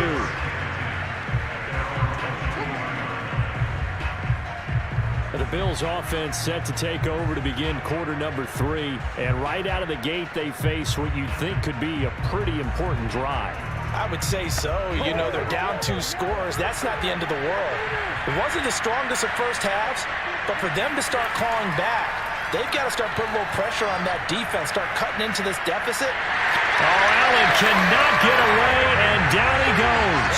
The Mississippi State man, Chris Jones, with a sack there. I'd say it's not panic time yet, but let's be honest about it. Empty possession here, not what you're looking for when you're down a couple of scores. Absolutely not. Trying to start the second half off on the right foot. Unfortunately, going to give the ball up.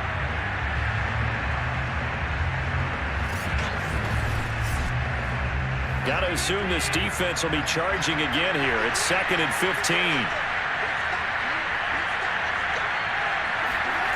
Another try after the first down sack.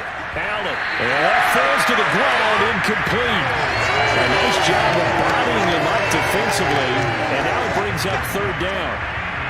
This offense in desperate need of a conversion as they come up on 3rd down. Here's Allen to throw it.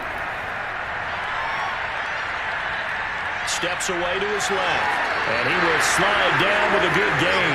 A solid run of 11 there as he tucked it and ran, but he's still short of the marker, and it's 4th. Partner, he was going through his progressions. Not there, not there. After about the 3rd one, he decided he better pull it down and run for it. And he slides down and avoids the hit for good measure. So possession goes over here on the punt. So here's the Chiefs offense ready for their first reps in half number 2. We have not seen much on offense here from either side these last few drives. We've hit a wall, so to speak. And have hit it hard, haven't we? Because the defenses right now, they seem to be a step ahead, don't they?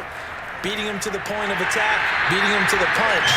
These offensive guys are tinkering like crazy. What's it going to take to get back on track? Yeah, both sides searching for adjustments. 1st and 10, it's Edwards-Helaire with it. And that play went nowhere. Losing yardage. It'll be back at the 36. That's going to wind up a loss of a full 3 yards on 1st down. This defense is just flat getting after it. They have not given up much of anything in the run game. Case in point right there.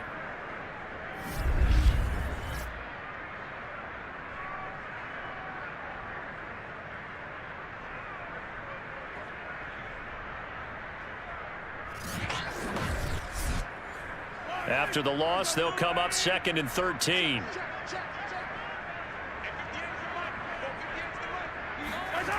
Working from the gun, Mahomes. That to his running back, Edwards-Helaire. And he'll bring it up here to right at the 40-yard line.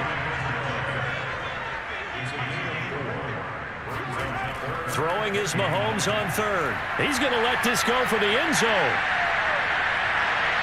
This is caught by Hill for a Chiefs touchdown. Patrick Mahomes, he can do everything seemingly, and that time he just reared back and let it fly. And you'd think on 3rd down they'd just be looking for something right beyond the sticks, and I think they caught the defense flat-footed as a result because they decided they were going to take a shot right there, and it ended up being a big play. And the final readout on next-gen stats, remarkable. That ball traveling close to 80 yards in the air. Andy Reid never one to shy away from taking chances. He'll go for 2. Mahomes will throw for it. And this is going to be caught. It's good. And that extends their lead by 2 more. So they're able to throw it in for the 2-point conversion. Sometimes that can be a risky play, but they got it. Yeah, you always have to be careful here because if you do get it intercepted, it's returned by the defense, that's 2 points for them. But he identified an open target and put it right on him. Now after the touchdown, here's Butker on to kick it away. Stevenson elects not to return it. It's a touchback. Back now on offense, the Buffalo Bills. They're down 17-0, really needing to find that offensive spark on this drive as they have it with a 1st and 10.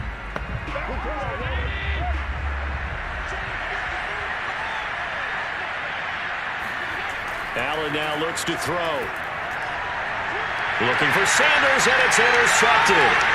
Picked up by L'Jarius Sneed, and he brings it back to right around the 26-yard line. Before we came up to the booth, last thing he said as we were walking off the field, Want to play mistake-free football. Well, that just went out the window there with a pick. Andy, do you remember what you said to me when we were walking up to the booth after he said that? You're like, oh, fatal last words. Every time we hear that, things tend to fall apart a little bit, and that's what we saw there. Didn't get enough on that throw, and it turned into an interception.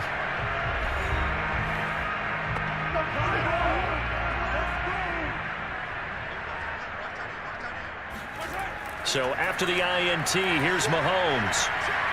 Going to throw deep for the end zone. And that's going to wind up incomplete. However, we do have a flag down. Let's check in with our referee.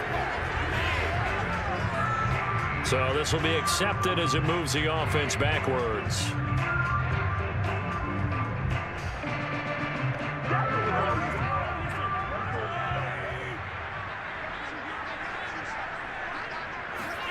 Back to the air on second down. It's Mahomes. This pass going to be caught by Hardman. And brought down, but not before they get it inside the 10 to the 7. 8th catch for him now. He's been a big factor. And it's a first down. And remember, this drive started off following the turnover. And they've taken no time working their way down the short field. A nice connection there, and now they're looking at a 1st and goal.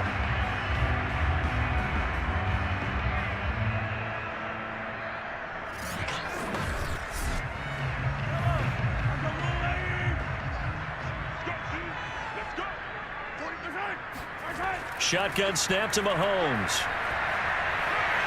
Got a man, and he hits him in stride. And in for the Chiefs touchdown. Noah Gray with his first career NFL touchdown. And the Chiefs use the short field to their advantage as they cash in for 6. A lot of times when you take a tight end in later rounds, you're doing it with a little bit of hope, some potential. But not so with this guy. They believe he can really make an impact in the red zone, and he definitely makes good on that faith right there. Harrison Butker is on for the extra point.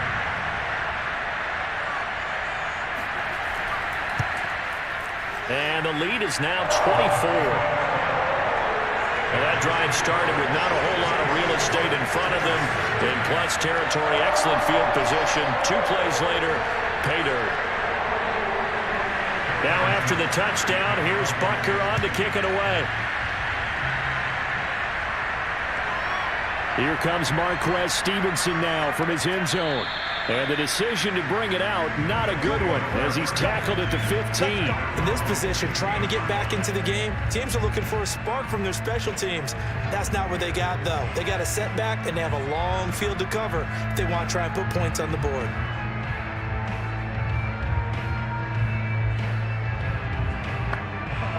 Allen and the Bills now with a 1st and 10 at their own 15. They'll start on the ground with Moss. And he goes across the 20 to the 22. A solid run on 1st down. Gain of 7. Leaves him with a 2nd and 3. Right back to Moss. And they'll bring him down at the 27-yard line. A gain of 5. Good enough for the 1st down. On the handoff, it's Moss. And he'll get about 3 here as he's out to the 30. He continues to struggle to find a crease to break off a big one. And might need to just put that aside and just try and ram his way forward and get what he can. And now they'll throw with Allen. Works right side into the hands of the tight end, Knox. This offense in desperate need of a conversion as they come up on 3rd down. On play action, Allen. And this pass broken up. Excellent coverage there on 3rd down, as that was not an easy one to hold on to. And he deserves a bronze leg as he gets this one away. And he gets this up just shy of the 30 to the 29 before he's out of bounds. It's a 40-yard punt, 6 yards on the return. Patrick Mahomes on his way out for their next drive. He's played well. Good first half. He's continued that here in the 3rd quarter. But my question, when you're a head coach, what do you look at stat line-wise for your coach? Do you go right to turnovers? You really do. As much as coaches don't want to talk about that, that's where it starts. When I played in college, our first rule for every game, the team making the fewest mistakes will win. And that's kind of how they judge you. Do you take care of the ball? not turn it over, keep it in the proper hands, and give your team a chance to win. That's what he's done here in this one so far. Another catch for him there on this drive, Brandon, and it looks like they're going to utilize him out of the backfield any way they can. At that time, they pick up a first down. So now on defense, do you assign a man to him and try and cover him before he gets going? Mahomes now on first down. He'll let this go for the end zone. And it's incomplete. Took a shot, couldn't connect. Mecole Hardman, the intended target, and that'll bring up second down.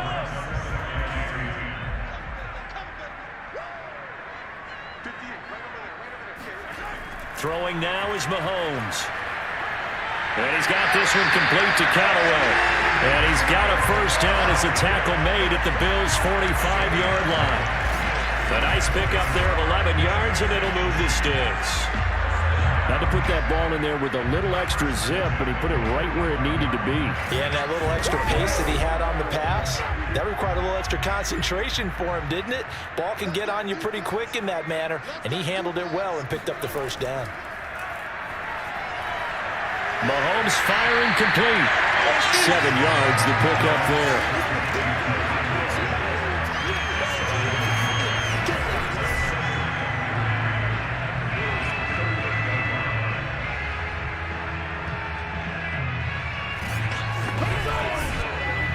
3 yards remain for second down.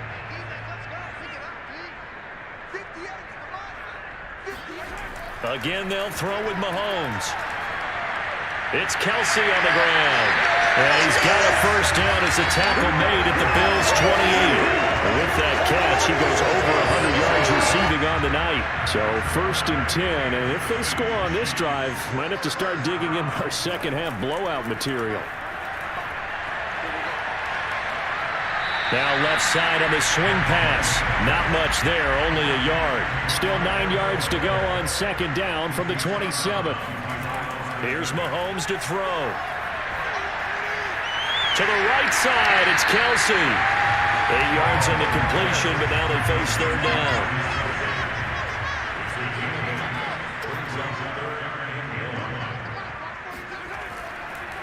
Now Edwards-Helaire.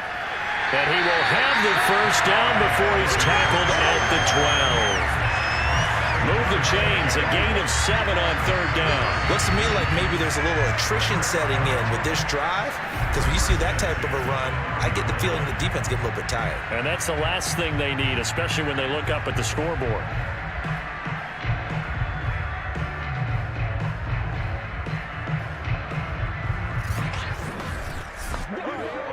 From down at the 12, it's 1st and 10.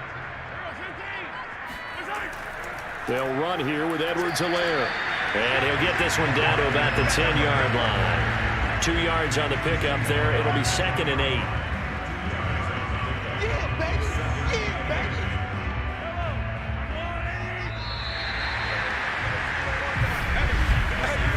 1 quarter remains here on a Sunday night. You're watching the NFL on EA Sports. We're back now in KC. A lot of happy faces in the crowd at this point as their guys have a big lead here to start quarter number 4. On second down, a run with Edwards-Helaire. And running room hard to come by here. He gets it down to the 8. Another 2-yard gain there, but they'll need to do better this time. It's 3rd and 6. Charles, you'd said the magic number was probably right around 20 for the Mahomes hit. He lost the football. Now this is picked up by the Bills. And I think he's going to go. They're not going to get him. And he'll get this back across the midfield, striping down to the 47-yard line. A little careless with the football, and he also had a fumble loss last week, didn't he? He certainly did, and when I'm watching him play, the one thing that comes to mind is always remember, traffic, turbulence, people around you, 2 hands. Get 2 hands on the ball. Grip it tight. I know it looks cool to have it in one hand, but put it away, tuck it away, because you've got to take care of the ball.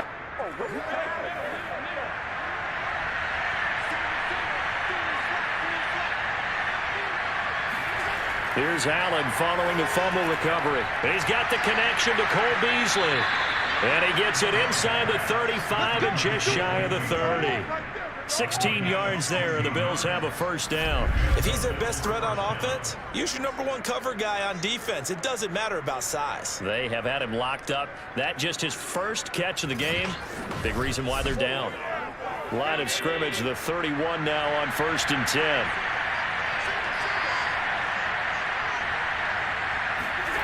Now Allen. Space to run past the 20 and down to the 16-yard line. Back-to-back receptions for him, and it's another first down. Well, I can put my defensive cap on right now, and I know they're saying don't give up any big plays now. They've controlled this game throughout, and all they want to do is see it through to the end. I think they let their guard down a little bit with that last completion. Sometimes when you're trying not to give up bigger plays, you don't react as fast as you should on other throws. Finally, a first red zone opportunity for these guys. They come up 1st and 10 at the 16. Able to fight for about 4 yards there to the 13. 6 yards left on 2nd down.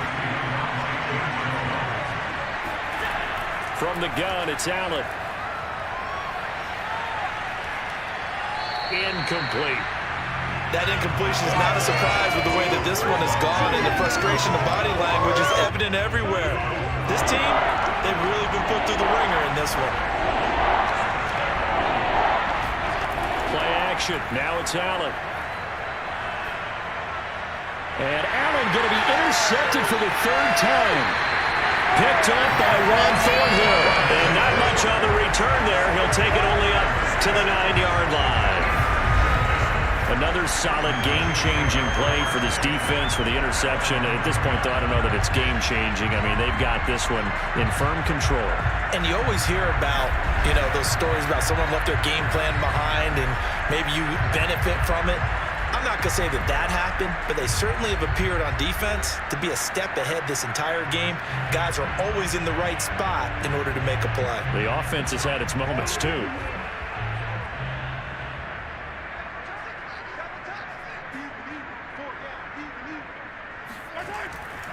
Here's Edwards-Helaire as they will start on the ground. And it's been like this all night long. Nowhere to run as they stop him behind the line. Officially, it's a 1-yard loss. That's going to bring up 2nd and 11. Brandon, it's clearly a running situation when you're up in the 4th quarter.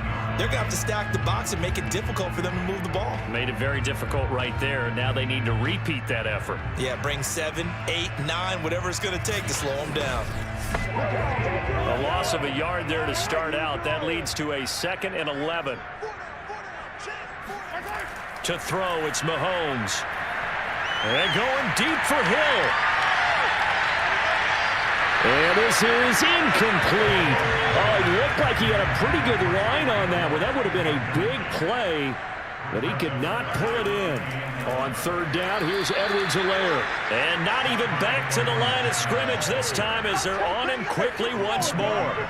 A rough go there on 3rd down, a loss of 4. An interesting and intriguing decision there defensively because they kept extra DBs on the field despite seeing the multiple tight end look that came out for the offense. I thought they were going to switch out of it. I didn't know if they felt they didn't have time or what the case was. Well, in any event, the extra speed allowed for great penetration as they stuffed that one behind the line of scrimmage. Here's the Chiefs punter now. And no room for error here as his first punt comes from deep in his own end zone. And he'll take it on this side of midfield. And just a net of 31 here, 40-yard punt, 9 on the return. And the Bills are going to take over in great position here for the 1st and 10. Buffalo offense back out ready to go. And their 4-game win streak very much in jeopardy as they go to work here late with the 1st and 10.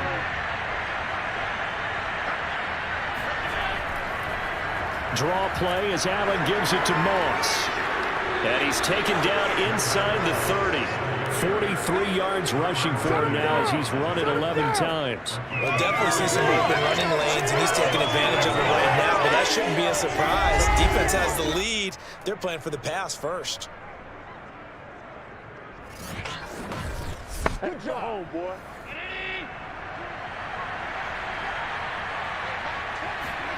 Throwing on 1st down is Allen. Then he finds Beasley, complete. They'll contain him to just 4, 2nd down.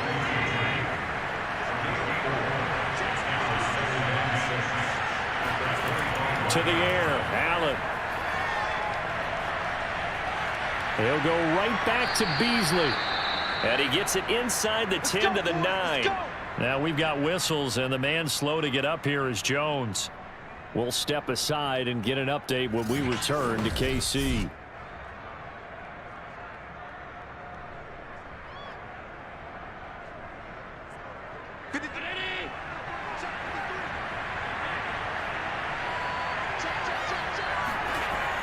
They'll run here with Moss. And he fights his way into the end zone for a Bills touchdown. Zach Moss, his 4th touchdown on the year. And the Bills are finally on the board here in the 4th quarter. You can talk about certain guys just having a nose for the end zone. He's one of them, and he was not going to be denied there. And defensively, especially in the red zone, you've got to be able to at least slow him down and hold on for dear life. But he's able to get out of a couple of tackles there, and not enough people got there in time. Pretty poor on that defensive side of the ball. So Allen breaks the huddle, and his guys will go for 2 here. They'll try and run it up the middle. And he pushes forward but comes up short of the goal line as he'll get a yard down to about the 1. Well, they couldn't be happy that they were having to stop a 2-point conversion because that means they give him a touchdown. But a little solace there. You saw some good gang tackling, stacking him up before he gets to the end zone. We talk about offensive units putting in more 2-point period sessions in practice. Defensively, do you do the same? Absolutely. You have to, because you never know how aggressive these offenses are going to be in games nowadays. And the Chiefs are going to make the recovery. The 4th quarter, they felt like they needed the football back. Unfortunately, they couldn't get it. And I know we brought analytics into the game, and someone has said here that the data says that when a team's expecting an onside kick, 80% of the time, the team expecting it, they do actually recover the ball, which is what we saw here.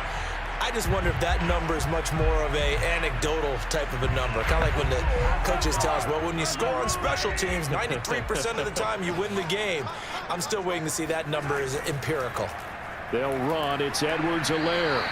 And the stop here will come at the 38-yard line. The tackle is made by Micah Hyde. Now, I'm guessing you'd say this is kind of the key here. Grind out some yardage, work on that clock, see if you can continue to tick it down. Definitely. You want to bleed things out at this point, right? Continue to possess the football, gain some yardage, and put the onus on the defense. Do they have to use timeouts? What are they going to do to stop you? You're taking charge. Fighting his way down to about the 35-yard line. It'll be a pickup of a couple, and it leaves him with a 3rd and 3.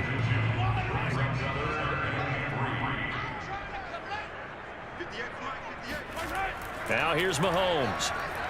He's got an open man. He completes it to Callaway. And he will have a Chiefs 1st down. They needed 3. He doubled that. He got 6. Able to get what they need to keep the drive going with a 6-yard pickup on 3rd down. He's been the go-to guy. They needed a big play there on 3rd down. Went his way. It worked out. Doesn't matter whether they've scouted it or that they think he's going to get the ball. He has a knack for finding his way open and completing the connection. So 1st and 10 now from the 30. A shotgun snap and a give to Edwards-Helaire. Trying to find a lane, but instead he'll get back to the line of scrimmage and no more. Call it no gain on the play, and it'll be 2nd down. They'll try and run some clock here as they keep it on the ground. Stopped at the 24-yard line after a gain of 5. 5 yards. Now it's 3rd and 5. 2 minutes left to play in this football game here on EA Sports. So the Chiefs in possession of the ball as we welcome you back. They've got a 3rd down now as they look for one more 1st down to help salt this one away. Throwing there, but this pass is going to wind up incomplete. Even in today's NFL, when we think of the tight end position now as really a glorified wide receiver, we're still asking a lot of those guys. They have to block as well, and every now and then, they don't come down with the football. Butker's kick here is good. And that will stretch the lead up to 3 touchdowns now. It's a 21-point game. So it's 3 more points, and that widens this thing out even further here in the fourth. And you know in this league, you can never have enough points, but this widens it out, as you said, and now it's all about ball control, isn't it? Taking it about the 1. And he won't get this to the 20-yard line as he's down at the 19. A look at the running back, the man out of the backfield as he gears up to go again. And in the early going, the running game, as we see the numbers, it just wasn't on point. Well, now it's gotten more true to form. And sometimes it takes a little while for an offensive line to get in sync because early in the game, defenses throw different patterns at you, different formations, different sets, and you might not block them quite the way you want to. But as you start to get into a groove and you figure out what they're doing, now it all comes together, and that's what we're seeing right now. And this is caught by Beasley. This will be a gain of about 8 to the 27-yard line. A good pickup there, 8 yards on the first down completion. And that's complete to Davis. And he'll be tackled right on the chalk of the 45. Allen now on first down. And that throw behind his man, he missed him, incomplete. An incomplete pass on first down, that leads to a 2nd and 10. On play action, Allen. Out to the left, he's got his tight end Knox. Now he's going to get this all the way down inside the 35. A gain there of 21 yards. He's going to launch this thing way downfield. And that is incomplete. Oh, he had it and dropped it. That is an unforced error there, and it takes away what could have been a touchdown. And the catch made. This is Emmanuel Sanders. 5 yards. Now it's 3rd and 5. Again, they'll throw with Allen. He's going to take a shot for the end zone. That's going to be knocked away and incomplete. The coverage good that time by Kendall Fuller. This defense was definitely alert to the possibility of the deep ball, and they were more than ready for it. They've got the lead, 4th quarter. Maybe can expect more passes like that downfield. And for the 4th time tonight, it's an interception. Picked up by Armani Watts. And his guys will take over at the 25-yard line. For this defense, CD, that's kind of the icing on the cake here as we get to the end of this one. And didn't you feel that they weren't just going into total prevent there? You know, they had the lead, and sometimes you fall back and you lose your aggressiveness. Not in this case. They were still making a play on the football, and look how that one turned out. They may have salted this one away. The KC offense out of the huddle, ready for their next drive. They have the dream scenario you hope for coming into the game. Just one kneel here, and this game should be over. And it's always the final play of preparation each week. The practicing of the kneel-down formation, the victory formation. We've got a game in hand, and that's all they're going to want to do now. They'll put someone back deep just in case something goes haywire. But all in all, take the snap, kneel down, and shake hands. Yes, get out of there.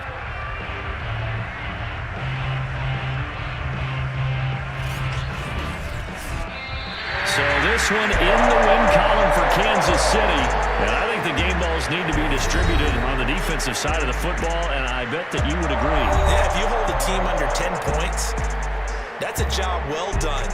Really well done. So I would say game balls for every starter and every key player who participated in this game. Now, see, I only like one game ball. You're handing out multiple, although I set you up by saying game balls, plural, but I like where we're going with this. You say one to represent, like the best player of all of that. And I say multiples so that you keep everyone motivated and involved. You're a man of the people. I'm a man of the people.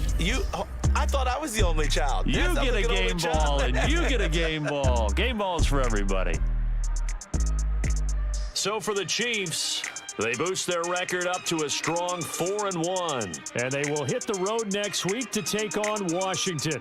Meanwhile, for Buffalo, it was a good first month, but they'll fall to 4-1 as they suffer their first loss. And they'll try to rebound next week on the road in Nashville.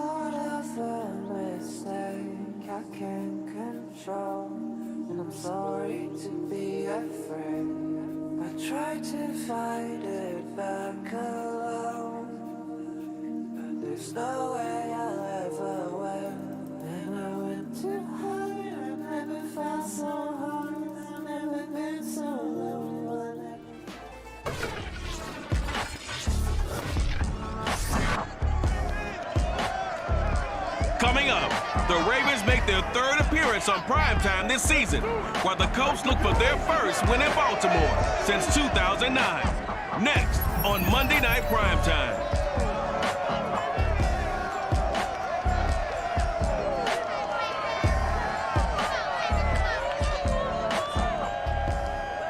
EA Sports coverage of the National Football League brings us to historic Baltimore, Maryland and M&T Bank Stadium. Here's a scene a short time ago. The Ravens introduced to this sellout crowd, and through a sea of pyrotechnics, out they came from the tunnel. We're set to go as the Ravens get ready to match up with the Indianapolis Colts. Alongside Charles Davis, I'm Brandon Gaudin. And Charles, you look at this Raven team as they get ready here. The losers their last time out, so they'll look to make amends here. And one of the best ways you can do that is to be at home, and they are. They're going to try and ride that home crowd and that wave of emotion to a victory in this one. Meanwhile, for the visiting Colts, they come in feeling good after back-to-back victories. And they looked awfully good last week and came away with a 2-touchdown victory.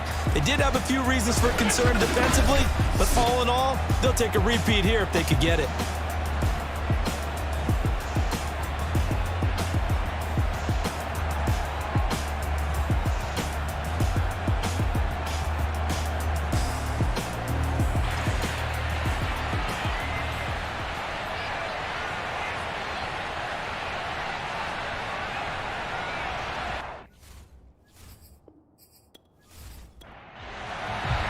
Seems like we were just starting training camp, but here we are in October, and off we go on EA Sports. On the return, Devin Duvernay.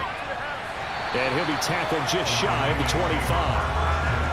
Time to see this wide-open Baltimore offense go to work, and leading them, pretty darn good one. Lamar Jackson out of Louisville. Coming off of a loss their last time out, I think he's just seeking to make a bigger impact on the game. He threw a touchdown pass, didn't throw an interception. I think he just wants to jump those numbers up in terms of flinging it around and letting his receivers get into the end zone.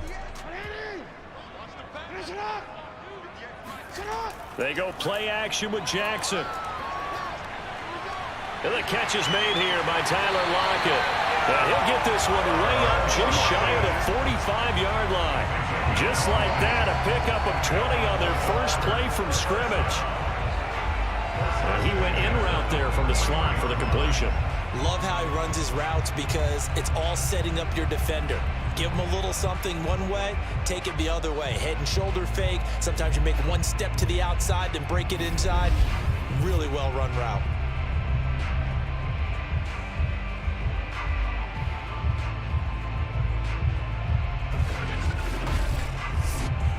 Took just one play to move all the way to the 44 as they try again on first down. And they run with Edwards off the option. A look at the numbers last week for Edwards. 14 carries, 54 yards. I was so glad you asked for a couple of offensive linemen to talk to before the game because they told us that in last week's contest, everything was clicking. Didn't matter whether they were doing gap scheme, zone scheme, power, whatever it was working. And they expect more of the same in this game, although they're prepared for some adjustments by the defense they expect to see. And that'll be incomplete. We do have a penalty flag down, however. Let's see what that's about.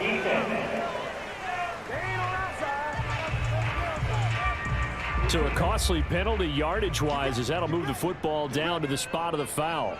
And what the officials are looking for in these situations, whether you're playing the man or the ball. And if you're playing the man, you get a lot less leeway in terms of what's going to happen at the end of the play. But if you're looking for the football, it's less likely to draw the flag. So a look here at the key inactives, and we got this list before the game down on the field. They tell us the same thing every time, don't they? Next man up. No excuses. Be ready to play. That's the mantra of every organization. The key is having guys on the roster who are capable of filling in and playing at a high level. That's when you know you've drafted well, scouted free agents well, and stocked your team just the way you're supposed to. A loss of 8 that time, and it brings up third down. They go play action now. Jackson. And this one incomplete. Too much contact to hold on to that one, and it's third down. Now on 3rd and long, they'll look to throw. Going for it all. And that will be incomplete. Oh, he left that one in a bad spot, but fortunately it's just an incompletion and not picked to bring up 4th down. And Tucker's kick right there. It's good. And the Ravens strike first at 3's in. In the end, the opening drive, Charles, does yield points. Maybe not the touchdown that they wanted, though. Yeah, but bottom line, they wanted to get something out of that drive, and they did that. 3 points, they won't turn that down at all. The drive will start at the 25-yard line here as Rodgers will not return it. So the Colts now coming out for their opening drive. As we get a peek at Brett Hundley, the former UCLA Bruin, he'll be the man under center. And you and I both know that any win is a good win, and that's what they did last week. But there's also plenty for him to work on in his game, wasn't there? Yeah. 2 touchdowns, an interception. Yeah, you know, he wants to increase that a little bit in terms of ratio. But first and foremost, they did win the game. And this one nearly picked off. Well, kind of surprising to see a defender of his caliber let it get away, but get away it does, and it's 2nd down. To throw again on 2nd down, Hundley. And that is incomplete. A lot of force bearing down on him there. He could not hang on. It's 3rd down. Throwing, Hundley. And the Raven pressure too much. Down he goes. Justin Houston in there for the sack, and it's an important one from a personal standpoint, as that is sack number 100 in what has certainly been a terrific career to this point.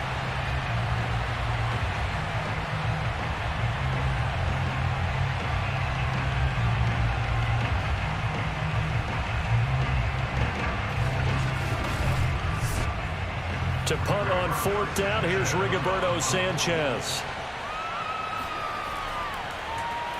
He only punted twice in the win last week as he gets this one away. Just 34 yards on the punt there, no return. And the Ravens, they'll take over. Baltimore set to take over here for their 2nd possession of the game. They've got a 3-0 lead and the football as they start 1st and 10.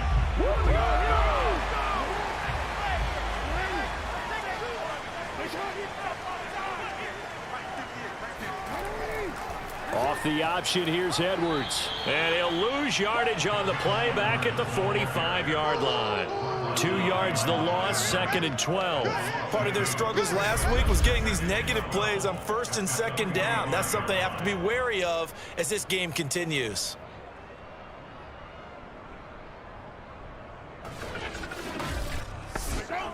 So the opening play of the drive goes backwards. Now they'll come up on 2nd and 12. Jackson now. And a flag comes in as that one falls incomplete. Well, let's see who this is on.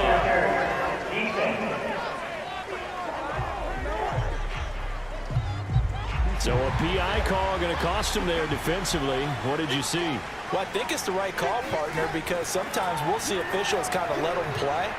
But by the letter of the law, that's definitely a penalty. The throw there finding its way to Boyle. And he is out of bounds inside the 30. Well, this defense for the Colts, they played really well in that win last week against Miami. And what I saw on film was a nearly unstoppable pass rush. 5 sacks last week, plenty of hurries given up. So now what do you do on offense? You just max protect, keep everyone in and run the ball, or maybe just 1 or 2 receiver routes in order to try to keep your quarterback upright.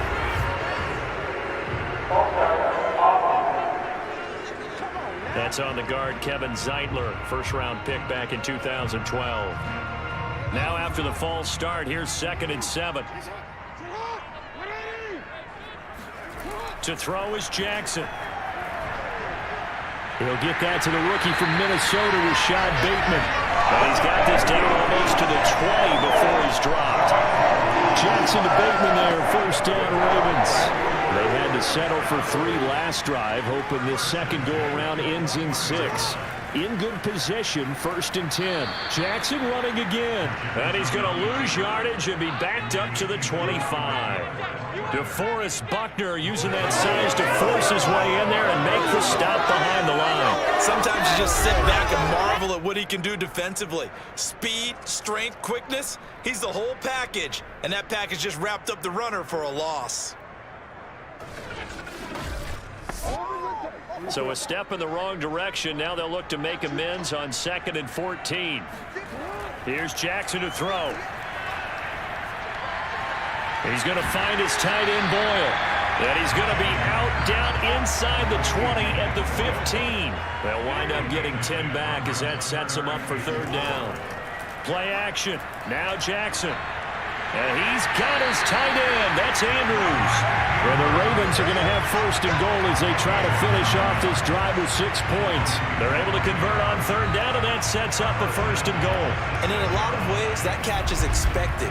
Red zone presence, and that one was realized there. You've got to find your tight end in that situation.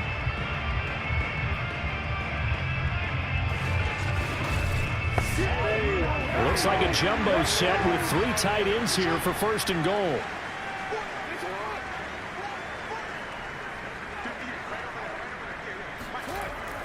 They'll run here with Edwards. And that'll get him halfway there as he takes it from the 6 to the 3-yard line. So the ball position now at the 3. Here's 2nd and goal.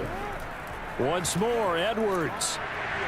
They're able to get a couple here, but won't get across the plane as they stop him right around the 1. They've been denied touchdowns in the red zone twice already.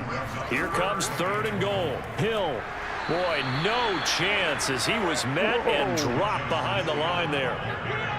One word comes to mind to me after that last play, and that's alert. That defense took a chance guessing the snap count, and they were so right. Got great push up front, and that forces 4th and goal.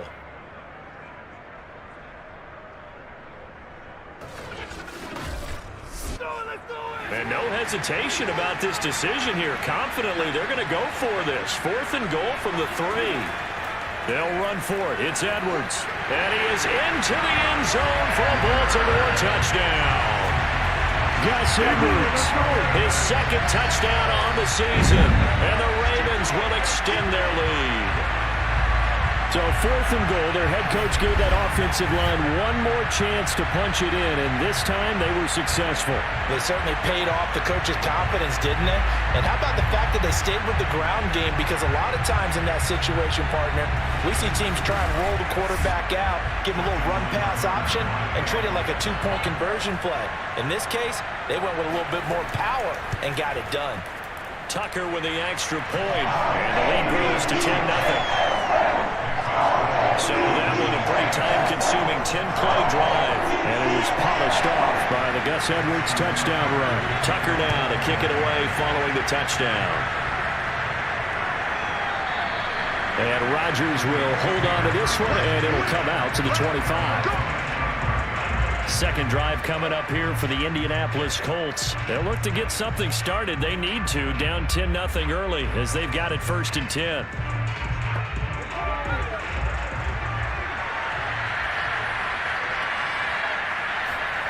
Now Hundley.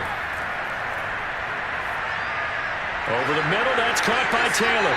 And he's upended at the 33 following a good pickup of 8. Here's a 2nd and 2 now from the 33.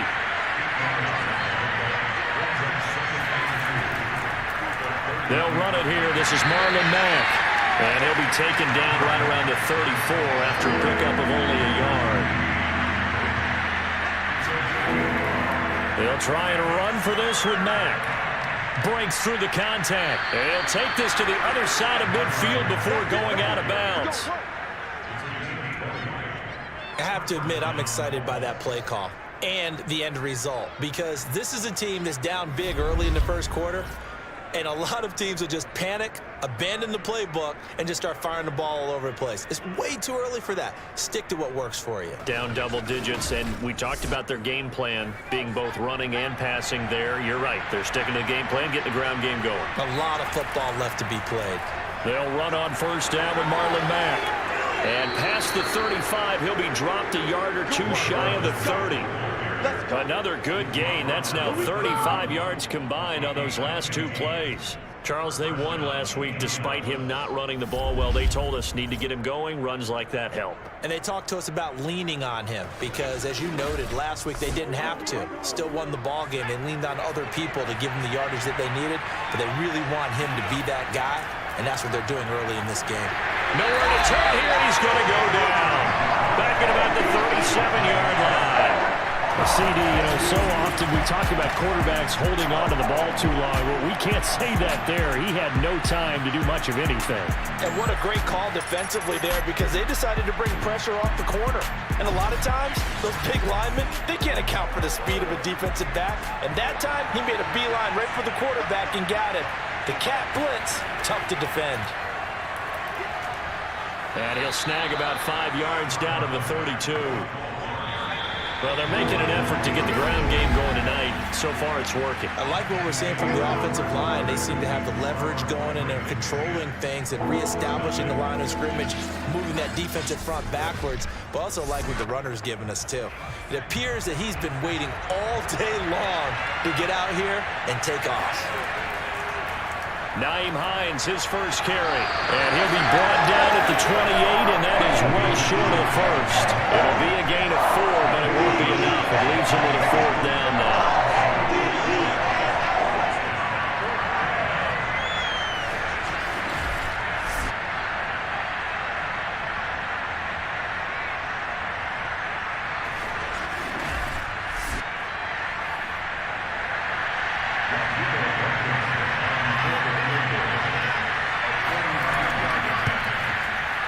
Blankenship's kick is good. And they get themselves on the board here. It's 10-3. So the 3 points there, and CD, that helps them inch a bit closer. Yeah, partner, when you're losing, any points you see go on the board in your favor, you're happy to take them.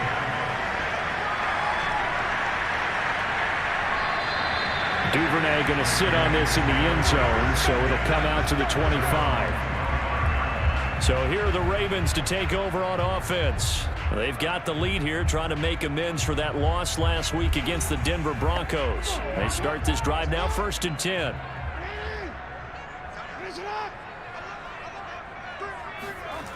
From the gun, it's Jackson.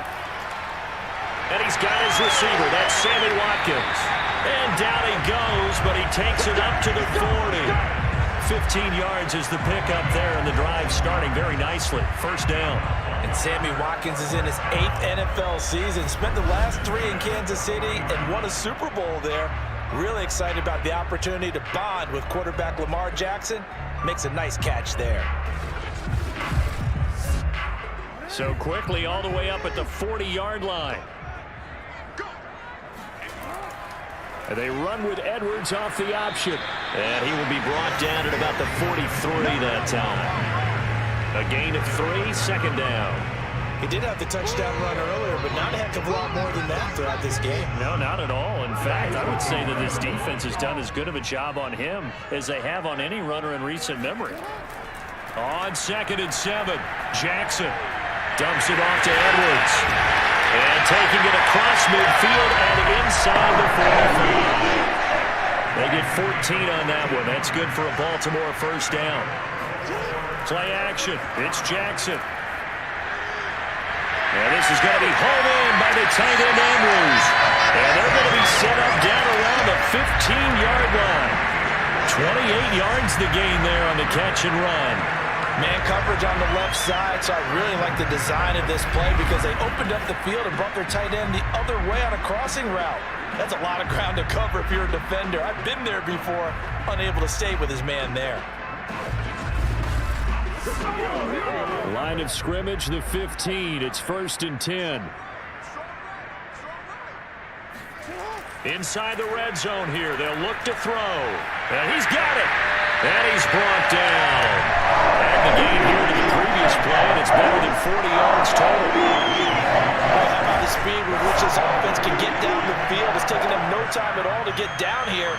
And now they're set up with a 1st and goal.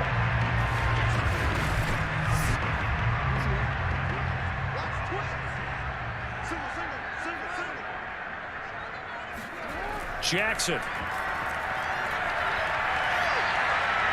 And one more time, that's Watkins.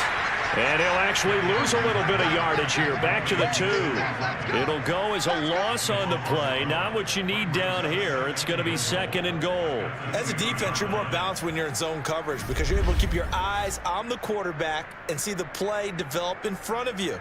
They're able to keep the quick pass in front of them and stop it right at the line of scrimmage. Back at the 2 now. Here's 2nd and goal.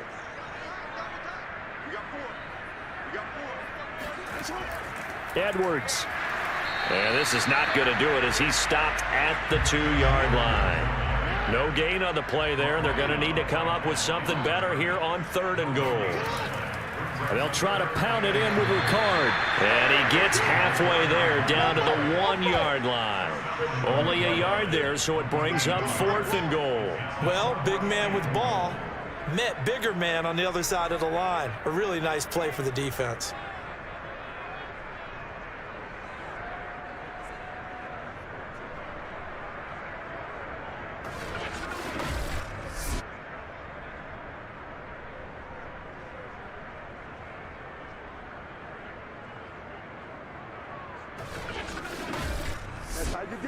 A field goal would make it a 2-score game, but they're going to go aggressive. They're going to try this thing on 4th and goal. Jackson.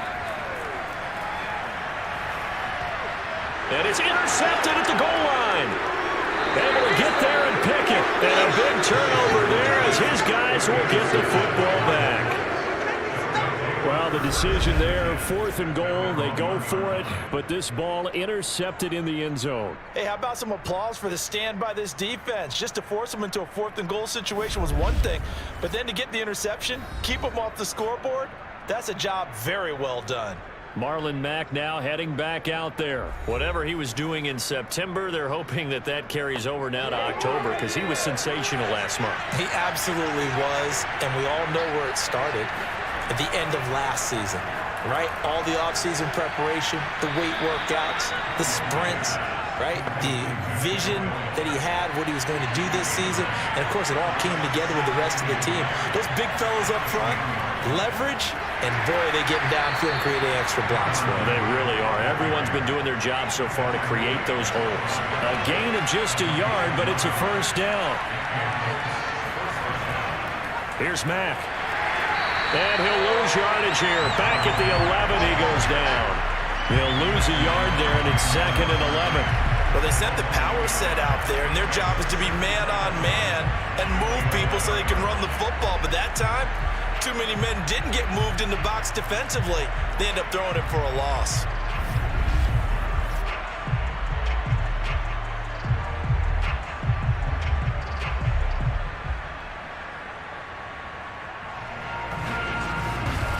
Come on now. 2nd and 11 now. They'll set up to throw. He'll find Paris Campbell. That's complete. And he works it across the 25 before being tackled. Yeah. It's his first catch, and it'll be good for 15 and a 1st down. But one of the ways that quarterbacks keep all the receivers alive in a play, never lock in on any one guy. Make sure you keep your eyes moving, scan the field. And here he finds the open guy for a nice pickup.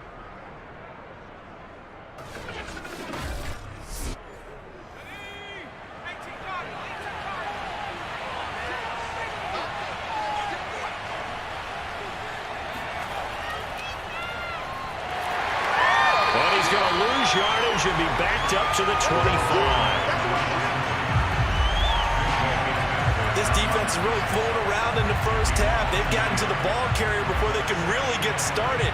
Offense got to come up with something else in order to try and get this running game going.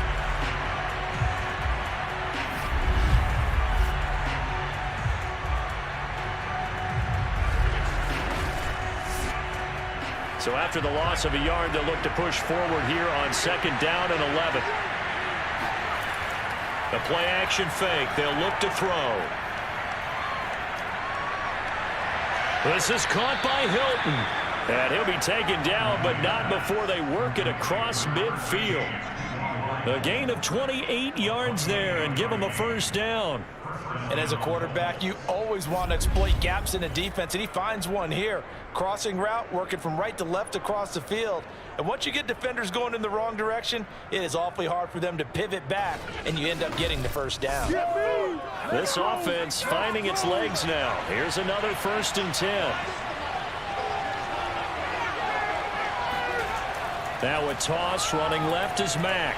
Slipped one tackle, but no more as he's knocked to the deck behind the line of scrimmage. Our score 10-3 with 2 minutes remaining in quarter number 2. A reminder coming up just a few minutes from now. We'll send you to Jonathan Coachman and our crew in Orlando. Coach will have a look back at some of the stats and scores from yesterday's action. A throw over the middle taken in. 6 yards is the pickup, and that'll lead to a 3rd down. Now back to throw. He's going to sling this deep downfield, and that will be incomplete. They weren't scared to let it fly, but it falls to the ground and brings up 4th down. As Sanchez on to punt here as he sends this one away. And this punt sails over the sideline, and the spot, it looks to be right at the 25-yard line. Gus Edwards heading back onto the field. A good job in the passing game. Decent job in the running game, but really they've been more effective through the air. We'll see if that shifts at all as this goes on. Thus far, it feels like they're calling this game in reverse. Normally you run to set up the pass. Here it feels like they're passing, hoping to set up the run and be more effective later on in the game. Yeah, you can do it both ways. We usually talk about it in the reverse, however. No doubt about it. And now a throw on 1st down there, but it's incomplete.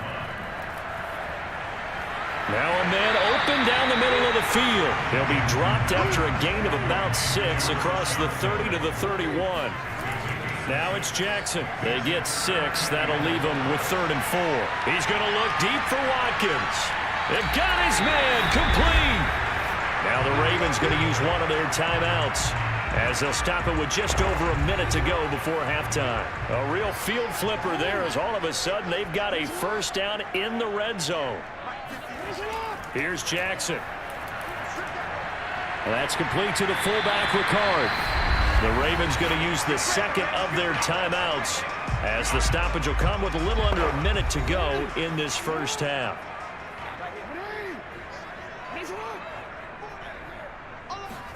Jackson will throw again.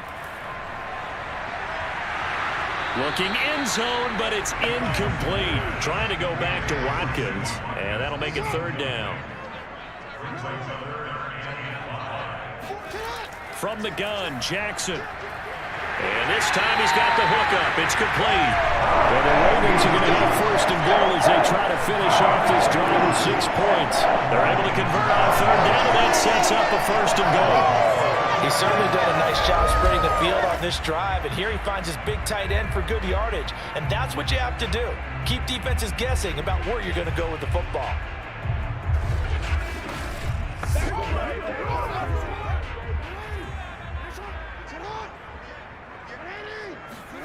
Off the play fake, here's Jackson. And he is going to go down. Back at the 11-yard line. Khari Willis. It'll go as a loss of about 8 as he gets in there to drop him. Ravens going to use their 3rd and final timeout as they stop it with 16 seconds to go in half number 1. So they get pushed back to the 11, and here's 2nd and goal. Another try after the 1st down sack. Jackson buying time to his left. And oh, this is taken in one-handed. What a catch.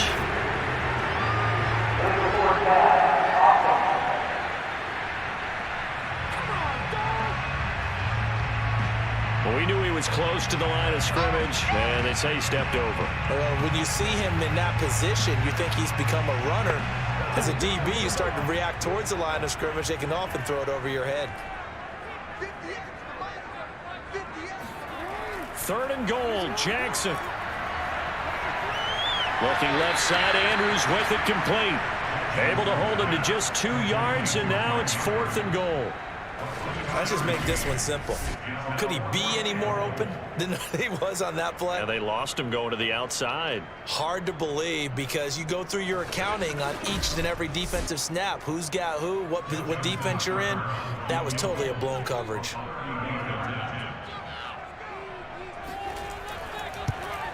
Tucker's kick is good. And they will stretch their lead to 10 now at 13-3. No problems in the field goal department so far. He's 2 for 2.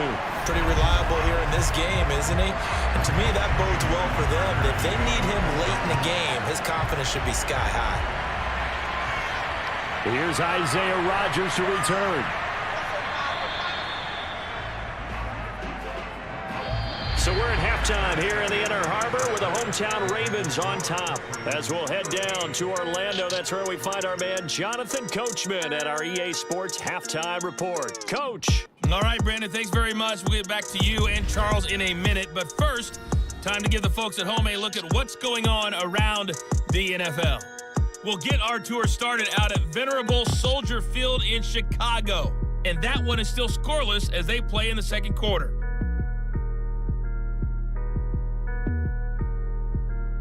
Next, we head off to check out another game. And you can see they are scoreless as they play the second quarter.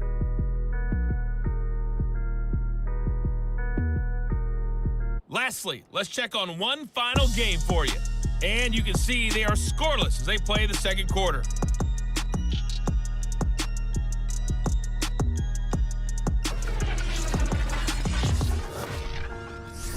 On now to a look at the next-gen stats in that first half for the Colts. And not much went right in those first two quarters. You can see the numbers on the ground there. Not a whole lot to write home about so far. Meanwhile, for the Ravens, you get a look at what they were able to do throwing the football. And whatever they've done, it's worked, as they have the lead through 2 quarters of play. All right, Coach, thank you, and we welcome everyone back for quarter number 3. The Ravens ready to receive it, and they've got the lead as well as we resume play in the second half. And they'll get him down right at the 25-yard line, so the same result, and he opted for the touchback. Out come the Colts. They'll have it first here to start quarter number 3. And they're still very much in this game, although they do trail. What's the game plan, Charles, for the second half? It might be a little counterintuitive because most people will think losing equals passing the ball more, but I'd establish the running game. They kind of went away from it in the first half. I think if they get back in balance, it'll help them when they put the ball back in the air. And this will be a gain of 5 as he gets it to the 30. Working with 2nd and 5 now. You know, despite the scoreline, I think they've got to like where they are here. They're on the road and just one big play away from getting right back in this game. I'm going to follow right along with you because the spot they're in now is a credit to their defense. They've kept them in it by making the plays that they've made, and that just means you're one big score away from being right back there. And he goes down. The Ravens able to get to him. Chuck Clark with a big-time sack on 3rd down. It's a loss of 7. They dialed up a 3rd and 1 blitz defensively. It worked. Yeah, and a lot of people would think, hey, they thought pass and they guessed right. In a lot of cases, you bring the blitz just to mess up the blocking on a running play. Instead, in this situation, the run wasn't there. They just followed everything right back to the quarterback. Now here's Rigoberto Sanchez as he's on to punt for Indianapolis.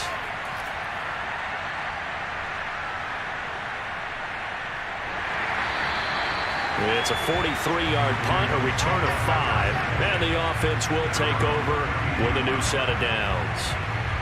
The Ravens offense getting ready now for their first possession of the second half. Their drive last time, it stalled out. They were forced to take the short field goal. And the key phrase, you nailed it, forced to, because you know coaches look at these short field goals as a last resort, right? To them, that's not how drives are supposed to end. You're supposed to put 6 on the board. That's a consolation prize. Like going to the county fair, you don't get the big stuffed animal on that one, do you? No, you don't go top shelf. That's bottom shelf material.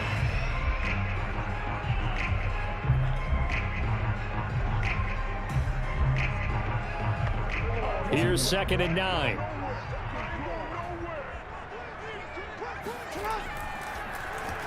Now Jackson going to run. Able to slither by. And he'll be taken down, but not before he works it past the 50. And that'll go for a gain of 18 on the keeper. First down. Well, you certainly have to give a little credit here because they're playing this game now at their pace. This is ball control football, sustained runs, taking their time and making it work.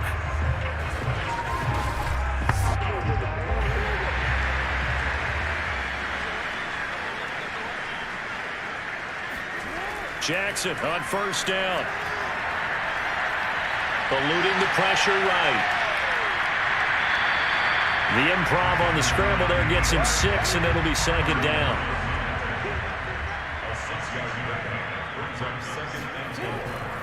Jackson going to give this one to Edwards. And the stop here will come at the 38-yard line. 4 yards the pickup, first down. And now Jackson will look to throw it. And that's a loss of 7 on the first down play. Brings up 2nd and 17 at the 45-yard line.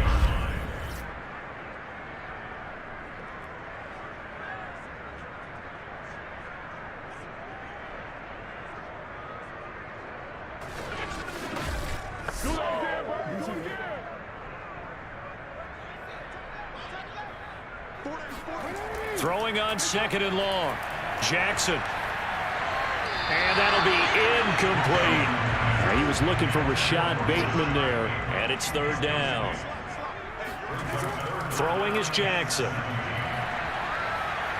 Going deep here for Watkins. And this is incomplete. Oh, that looked like a sure 6 points. But he could not get that to stick. And that is a golden opportunity wasted there. And just a single punt for him in the loss last week as he sends this one away. Let's go. Indianapolis offense ready to go again. And our game's hit a little bit of a lull here, a little bit of a snag. Punts on back-to-back drives. And old school coaches don't necessarily mind that. Didn't turn it over, right? Didn't create a big play for the other team. Right now what you're looking for is can you gain an advantage in field position? And that's what both teams are seeking right now. Yeah, they'll be seeking to gain that advantage here on this drive. It's a pickup of 4, and it'll bring up 2nd down. On the right side, it's Hilton with a catch. And brought down, but not before reaching the 45-yard line. A gain of 11 that time, and a Colts first down. Now Hundley. He's got Jack Doyle. And they'll get him down as he's inside the 40. Another nice gain, 16 yards there, and a first down again. A couple of first downs right in succession, and this is an offense that can really use a good drive, and they're off to a fast start here.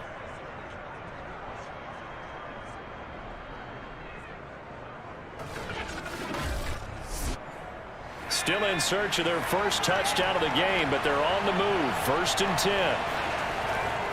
A give, running right is Mack. And little room to maneuver there. He gets it down to about the 39.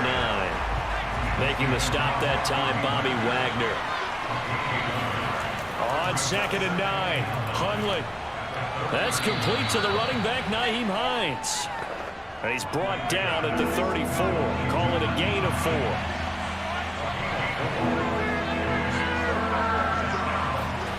Throwing, Hundley. Finds Hines again for the completion. It's important as a defender on 3rd down to keep the play in front of you and make sure you don't give up enough space that they can make a move on you in the open field. Try as he might, he wasn't able to get to the first down marker. Excellent defense, good tackle.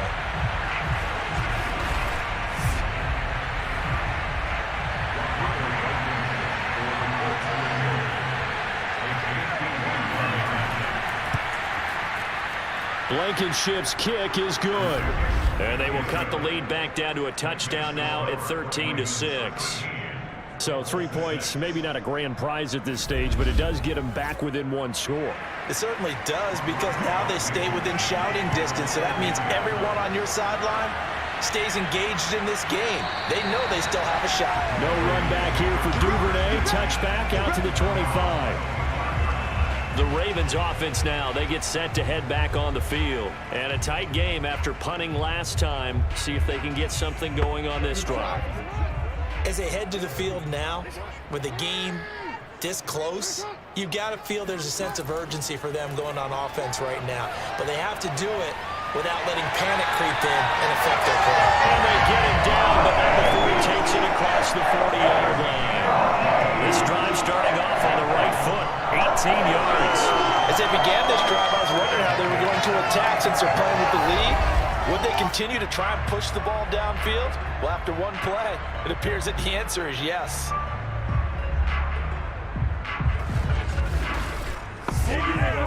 One play has him up past the 40 already, and another 1st and 10.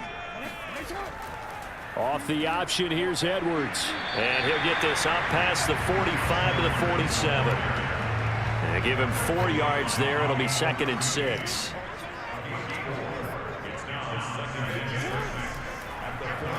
Jackson, he's going to keep it himself. 1st down and more for Jackson. And all the way in for a Ravens touchdown.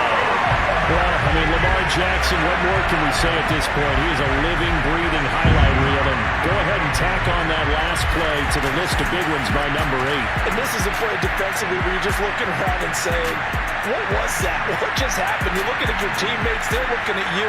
And let's face it, your defensive coordinator, he's not going to tip his cap to it. That's not how football works, but he probably should have after that run. That was absolutely sensational.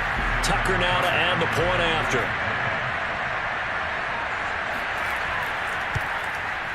And the lead is up to 14. So a 75-yard scoring drive on just 3 plays. And it was capped off by the touchdown run that came from Lamar Jackson.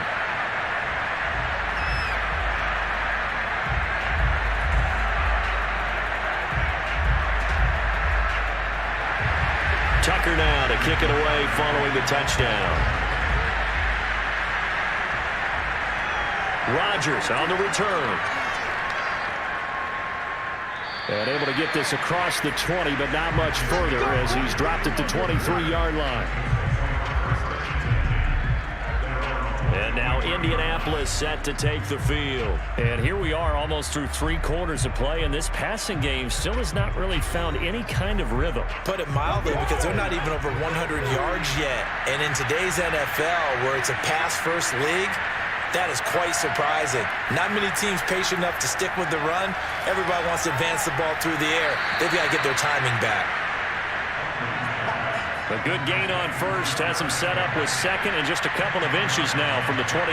Pardon me, sold the go route really well. Thought he was going deep, then curled it back inside for a nice completion. DBs love when they pump the brakes, don't they? Yeah, that's really a whole lot of fun. It's almost like you said, listen, if you're going to sell the go, just go. And let's see who's faster.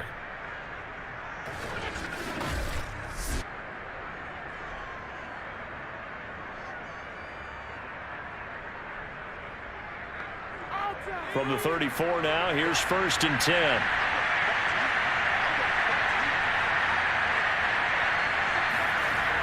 Looking to throw.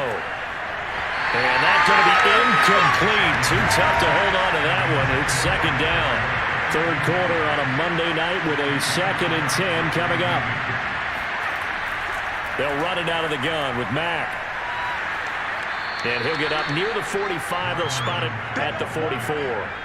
9 yards, and that leaves him just short, so it'll be 3rd and less than a yard. They'll go again here with Mack. And he's got the 1st down yardage as he brings this up to the 47.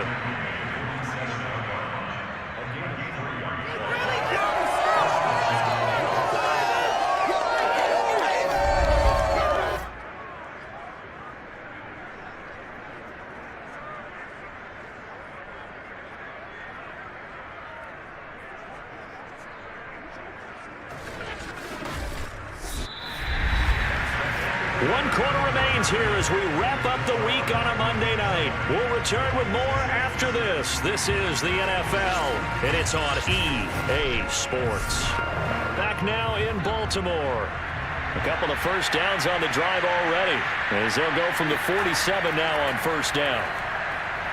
Now this one to his tight end out on the right side.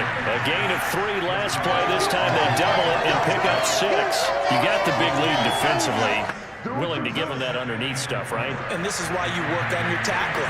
Tackle them after the catch, inbounds, keep the clock running. Just go ahead and bleed the game out that way. And this is dropped. Oh, it's incomplete. He had a big gainer in his sights, but he could not reel it in. They'll drop to throw. Disaster there, resulting in a loss of 7 on 3rd down.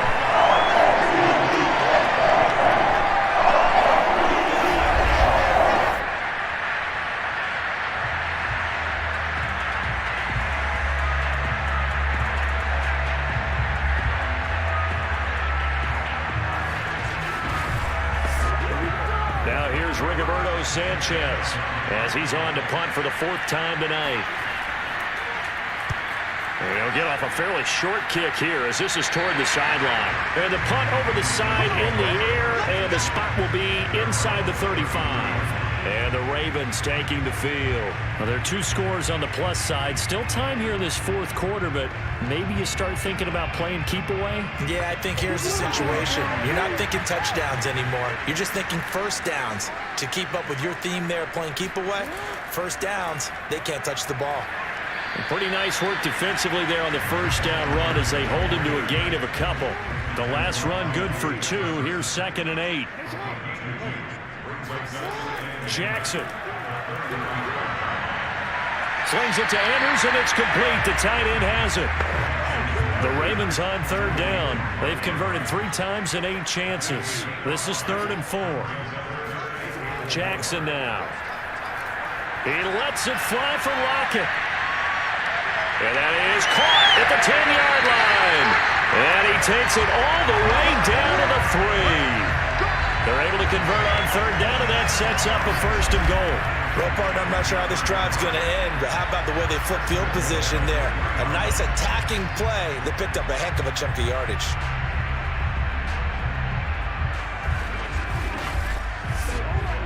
A good chance now to put this game on ice. This is 1st and goal. They'll look to run with Edwards. And they'll get him down just shy of the goal line at about the 1. Give him 2 yards on that one. 2nd and goal now. Jackson gonna run. And he'll take it into the end zone for a Ravens touchdown. Lamar Jackson, his 2nd touchdown of the game and his 9th on the year. And the Ravens look like they're going to get back in the win column as they extend their lead here in this 4th quarter.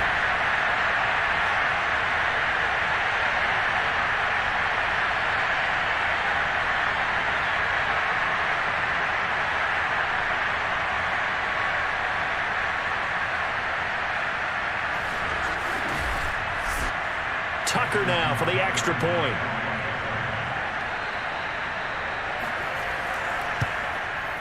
And the lead now to 3 touchdowns at 21 points. The drive summary that time, 5 plays. And it was capped off by the touchdown run that came from Lamar Jackson.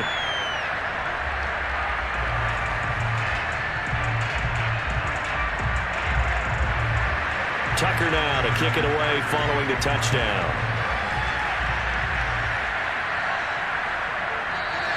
The drive will start at the 25-yard line here as Rodgers will not return it.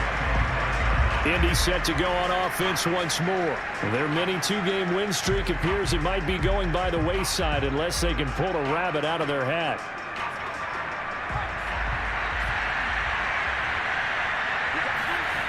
They'll try and start this drive in the air. Middle of the field, he finds Pascal.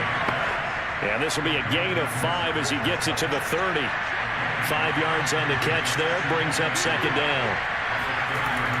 He'll look to throw. A good throw here, finding Pascal. So from the 36 now, 1st and 10. This has to go down as one of the simpler routes in the playbook, but oh so effective. Nice completion there, keeps the sticks moving. Now a throw here, hauled in. And he'll take this to the other side of midfield before going out of bounds. It'll be a gain of 17 and an Indianapolis first down. That's the third time on this drive that these two have connected with each other. They've got a real rapport going, and right now it's paying off with big chunks of yardage, as shown by that last play. So in Raven territory now, here's a 1st and 10 at the 47. They'll stick with the passing game as he looks to throw. Middle of the field to the tight end, Doyle. And he is tackled inside the 40, not quite to the 35. 12 more yards there and another first down. Again, he'll drop to throw. Now he'll let it go deep right side.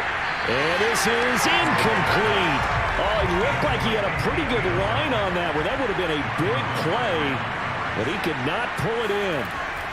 On 2nd and 10, Hundley.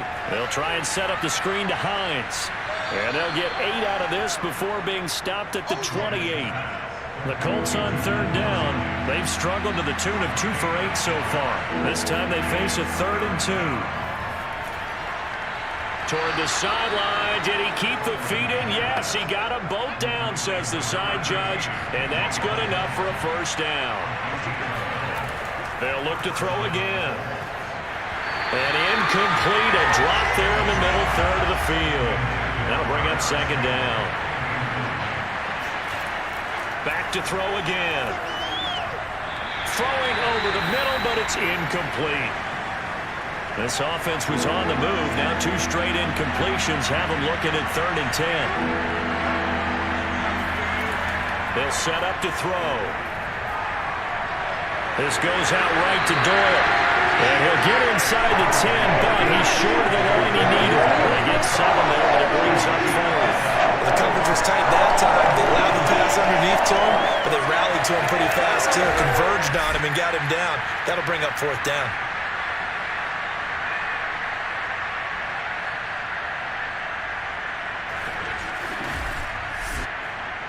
And a field goal obviously means nothing here. They're going to go ahead and go for it on 4th down. As expected, they're going for it to keep the drive alive. Touchdown! T.Y. Hilton, his 3rd touchdown now on the year. And the Colts are finally into the end zone here in this 4th quarter. Well, they needed 3 scores to have any chance. There's the first of the 3 as they get into the end zone. Yeah, Brandon, I think that our guys at Next Gen Stats in charge of the win probability are probably saying your chances still aren't great. But now, you still got more than 3 minutes to go. You got to focus on the task at hand, which is going to be getting the football back as quickly as possible. Now the try here for the extra point. And he's got it to make it 27-13. So that one a long 11-play drive. And it culminates in an Indianapolis touchdown.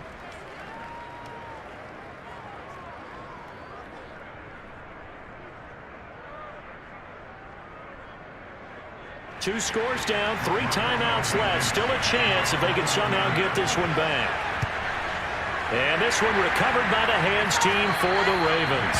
The risk reward of the onside kick. When you don't get it, the risk comes out to play. And here they gave up great field position. And that's the key to everything, because you're trying your best to press advantages when you have them.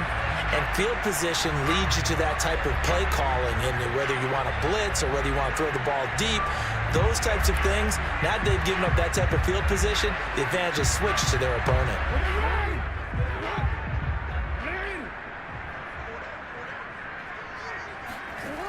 Edwards now on 1st and 10. 2 yards on the carry there. It'll be 2nd down.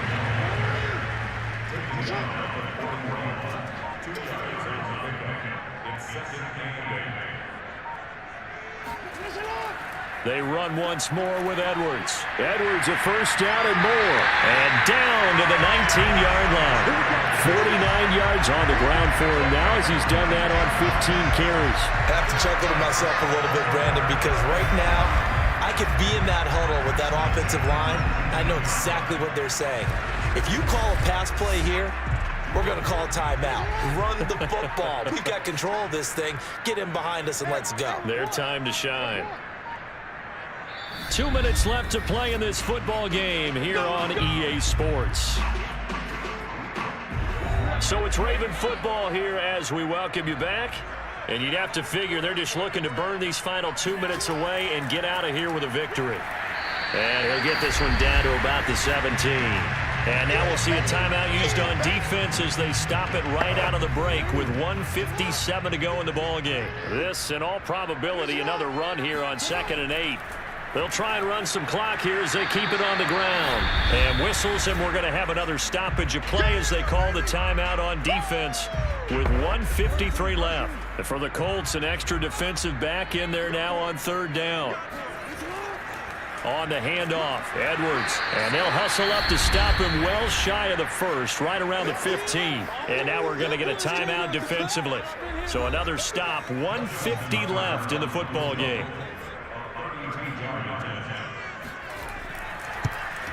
And Tucker's kick right there, it's good, and that'll push the lead up to 17.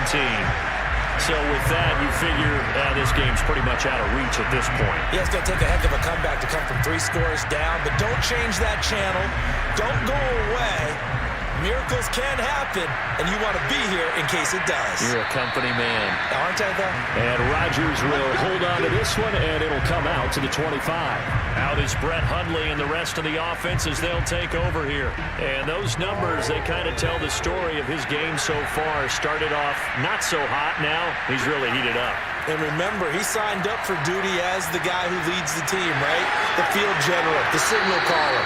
So when things go rocky early, he can't just exit out and ask someone else to pick things up. He's got to do it himself, and that's what he's done here in this game. He's going to let it fly. And this is dropped. Oh, it's incomplete. He had a big gainer in his sights, but he could not reel it in. I guess at this point, Charles, heck, why not take some shots? I would agree with that totally, because a big play can't hurt at all. Heck, you might get a pass interference call out of it. Somehow the ball might get tipped up and you come down with it. Might not do too much for the result of the game, but it could add to your stats. Pass complete to Hines. And he'll go out of bounds. It appears right at the 45. They'll get only 3 there, so it leaves him with a 3rd and 7 ahead. He'll drop to throw. Now a desperation throw deep downfield. Rifles one, and that's going to be intercepted. Picked off by Quandre Diggs. And this return is going to be halted right around the 28-yard line. The one thing you always like about Quandre Diggs is his ability to bring his cornerback build and skills to the safety position. Had a career-high 5 interceptions to lead the Seahawks in 2020, where he was a first-time Pro Bowler. I love the way he plays in the secondary. Baltimore's offense set for this next possession. And with the defense out of timeouts, powerless to stop the clock, this should just be a couple of kneel downs.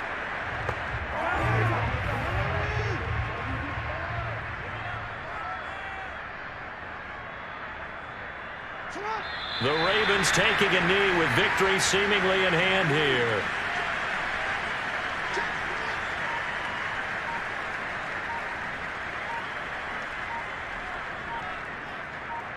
Down to a knee goes Jackson, and that should seal it. Listen, anytime you take a knee to end a game, that means you've won it. So it doesn't matter whether it's home or on the road, but there's something a little extra special about doing it in front of your home crowd, isn't there? And the home crowd applauding. They're happy with what they've seen. Chalk this one up in the left-hand column for a win. Yeah, that's right. Head to the locker room, throw the wristbands in the crowd for the kids, your gloves, your towels. Get to share it with the home team. So the final seconds tick away in this Baltimore victory. And this coaching staff, CD, I think you'd agree, pleased with this overall effort. Oh, I think they're more than pleased, right? They've got to look at each other like, wow, we just pulled this one off in a big way. Great job of motivating, even better job of game planning. They were facing a top 10 defense, so they had to make sure that everything was buttoned down, and they had it ready to go, and their guys executed. Yeah, they were concerned not only about moving the ball through the air, but also on the ground, but both really started to come in sync. So for the Ravens, they move back over 500 at 3-2 now on the year. And next week, they get to stay home again as the Los Angeles Chargers come to town. Meanwhile, for the Colts, They drop below 500 to 2-3.